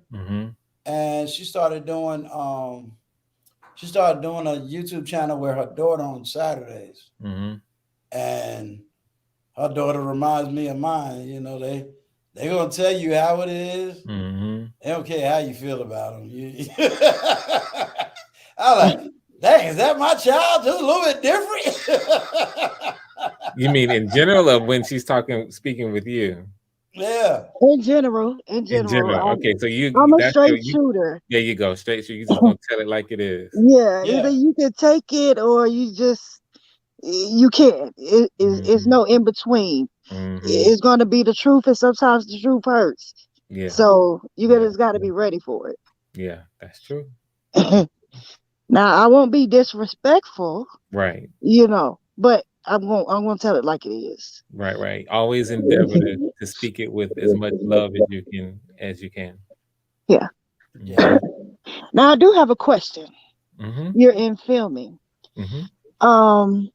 So if one wanted to create like a documentary or a film of their life of some sort, how would they go about doing that? First thing, like if you're saying your own life, so you're talking about autobiographical here, write it down. First thing, write it down. So meaning you got to sit down and you got to think through, and you don't even have to worry about whether or not you have any education or talent, quote unquote talent, in terms of telling the story. All you have to do is get it all out on, I was gonna say paper. People don't use paper anymore. Pencil and paper, we type. So get it all out on, a Word document and throw everything that you have at it in terms of what you want to pull out, all the details. That's your first step. Okay. So if I have written in a book, right, and I want to turn that segment into a film, if you will, and it's already written, what's the next step? Then okay, there's a lot. So there, once you get to that point, you have a lot of different ways you can take it. Okay. Meaning, if you wanted to do it yourself, that means that you've got to take a little bit of time to educate yourself. We lost Corey again. We lost Corey again. You have to take a little bit of time to educate yourself on, okay, well, what are the aspects and elements of filmmaking in terms of storytelling, in terms of how you shape your narrative, and then all the technical sides. That's if you want to do it yourself. Or you can put together a team of people who fill all of these niches in terms of what you need. So, you need someone who can understand how to craft a story. You need someone who can cast, if you're talking about, you needing people who can play certain parts. You need, a camera operator, someone who understands cinematography, someone who can edit. You can put together a team of people where you lead them in terms of the story, but then they're filling in all of the gaps in terms of actual execution. That's another way to do it. So there's several different ways to go about actually executing something. And you would need to get someone with a little bit of expertise in terms of, okay, what kind of story? Should it be something short, a little snippet to start off with? Should it be something longer, half hour? Should it be something that's feature length, which is over 60 minutes? You need, to get with some people who can give you some sure advice and knowledgeable advice on how to craft it. Okay. What's the average attention span? I hear that a lot when it comes to film, like certain people's 15 minutes, other people's 20, 40 hour being at a cinematic. Hold on. Don't answer my question. Corey. Corey. Hey. There we go. Hey, we see the kids playing in the background. Yep. See, you got him. Hey. We see you, Corey. Can you hear me? We see you, Corey. Yeah. Can you hear me? Yeah. Yes. I'm hearing it in two different places. You got to close that YouTube. If you're watching on the YouTube side, you got to close that one. Yeah, they get ready to close. All right, now it's good. The YouTube tab still open. Thank you. All right, how you guys doing? What's Corey, going on, salute. Sir? Good to see you, bruh. Good. We had to hurry up and grab you. Somebody in the chat said Laquita playing with you. Nah, it's me trying to use my own device, and I had the YouTube tab going, and that's why let me get out. And my youngest came and helped me out. One of my youngest came and helped me out. So yeah. But I just want to get on and say who talking about. I heard what y'all said about Frank was saying earlier about Hollywood, and I was trying to type in the chat. Hollywood treats us, our people, like David Ruffin and the Temptations. Ain't nobody checking for y'all, Otis. Okay, right? Yeah. Yes. Absolutely. So it's like, so that's why we need not just the Tyler Perrys and the Oprahs, but we need the ex-DMCs, we need the Frank Goodins, we need the the Uncle Stews, anybody that has the ability to create and edit content. We got to be able to make our own space, and that's one of the good things about what Frank is doing with his graphic novel, his live graphic novel. That's one of the great things about ex-DMC and all his expertise in the industry. Helping other content creators out. So I really think that like Frank said, we got to start creating our own space, and YouTube is one of those places that we can actually do that. 100%. Facts up and down. So, is ex-DMC still in here? No, he left. Oh, he left. Okay. Only person that's here is me, Frank, my daughter, and you. Hey, have you heard? What's your Uncle Stu's daughter? How you doing? It's Tiana. I'm doing fine. How are you? Tiana. How do you how do you deal with this old end of the block? Because he's something else. He's a handful. I don't know. We're just gonna go ahead and send her a prayer for you, Lord. Please bless Tiana. Amen. Look, she'll be here tomorrow. I get to sit in the back this time. All right. That's what's up. So Frank, you know, she's supposed to be here tomorrow with TJ Randolph. Right, Mosaic. Her daughter. Mm-hmm. I'm looking forward to it. I'm gonna check it out myself. So I get to sit in the back and just what is it? How it go? Just hit a couple of buttons to say action. Mm-hmm. You sit back. Yep. So Frank, I don't know if I missed this earlier in the live or anything, but how's it going with the live graphic novel? I know what you're trying to you're doing auditions and that you're working through all those things. How's it going? Yeah, I mentioned it earlier. It's so just yesterday I went through and did callbacks made callback selections for nearly every character, and a lot of people who we know made it on that list. We're gonna do callbacks later in the week this week, and of course we're doing all that live. And I'm excited. I'm excited. So we're making the kind of progress that we want to make on it. That's good. Sorry, my phone's ringing. No problem. No problem.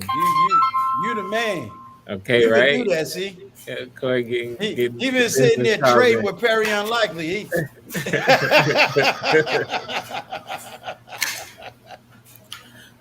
So yeah, but like I said, Frank, like I said, I just want to say, you're definitely an inspiration to other media content creators. Like I said, with you coming, taking, like I said, creating your own space with your graphic novel, your live action graphic. I mean, when I say your live action, your graphic novel that you're creating. Yeah, it's gonna be an awesome project, and I'm looking forward to it.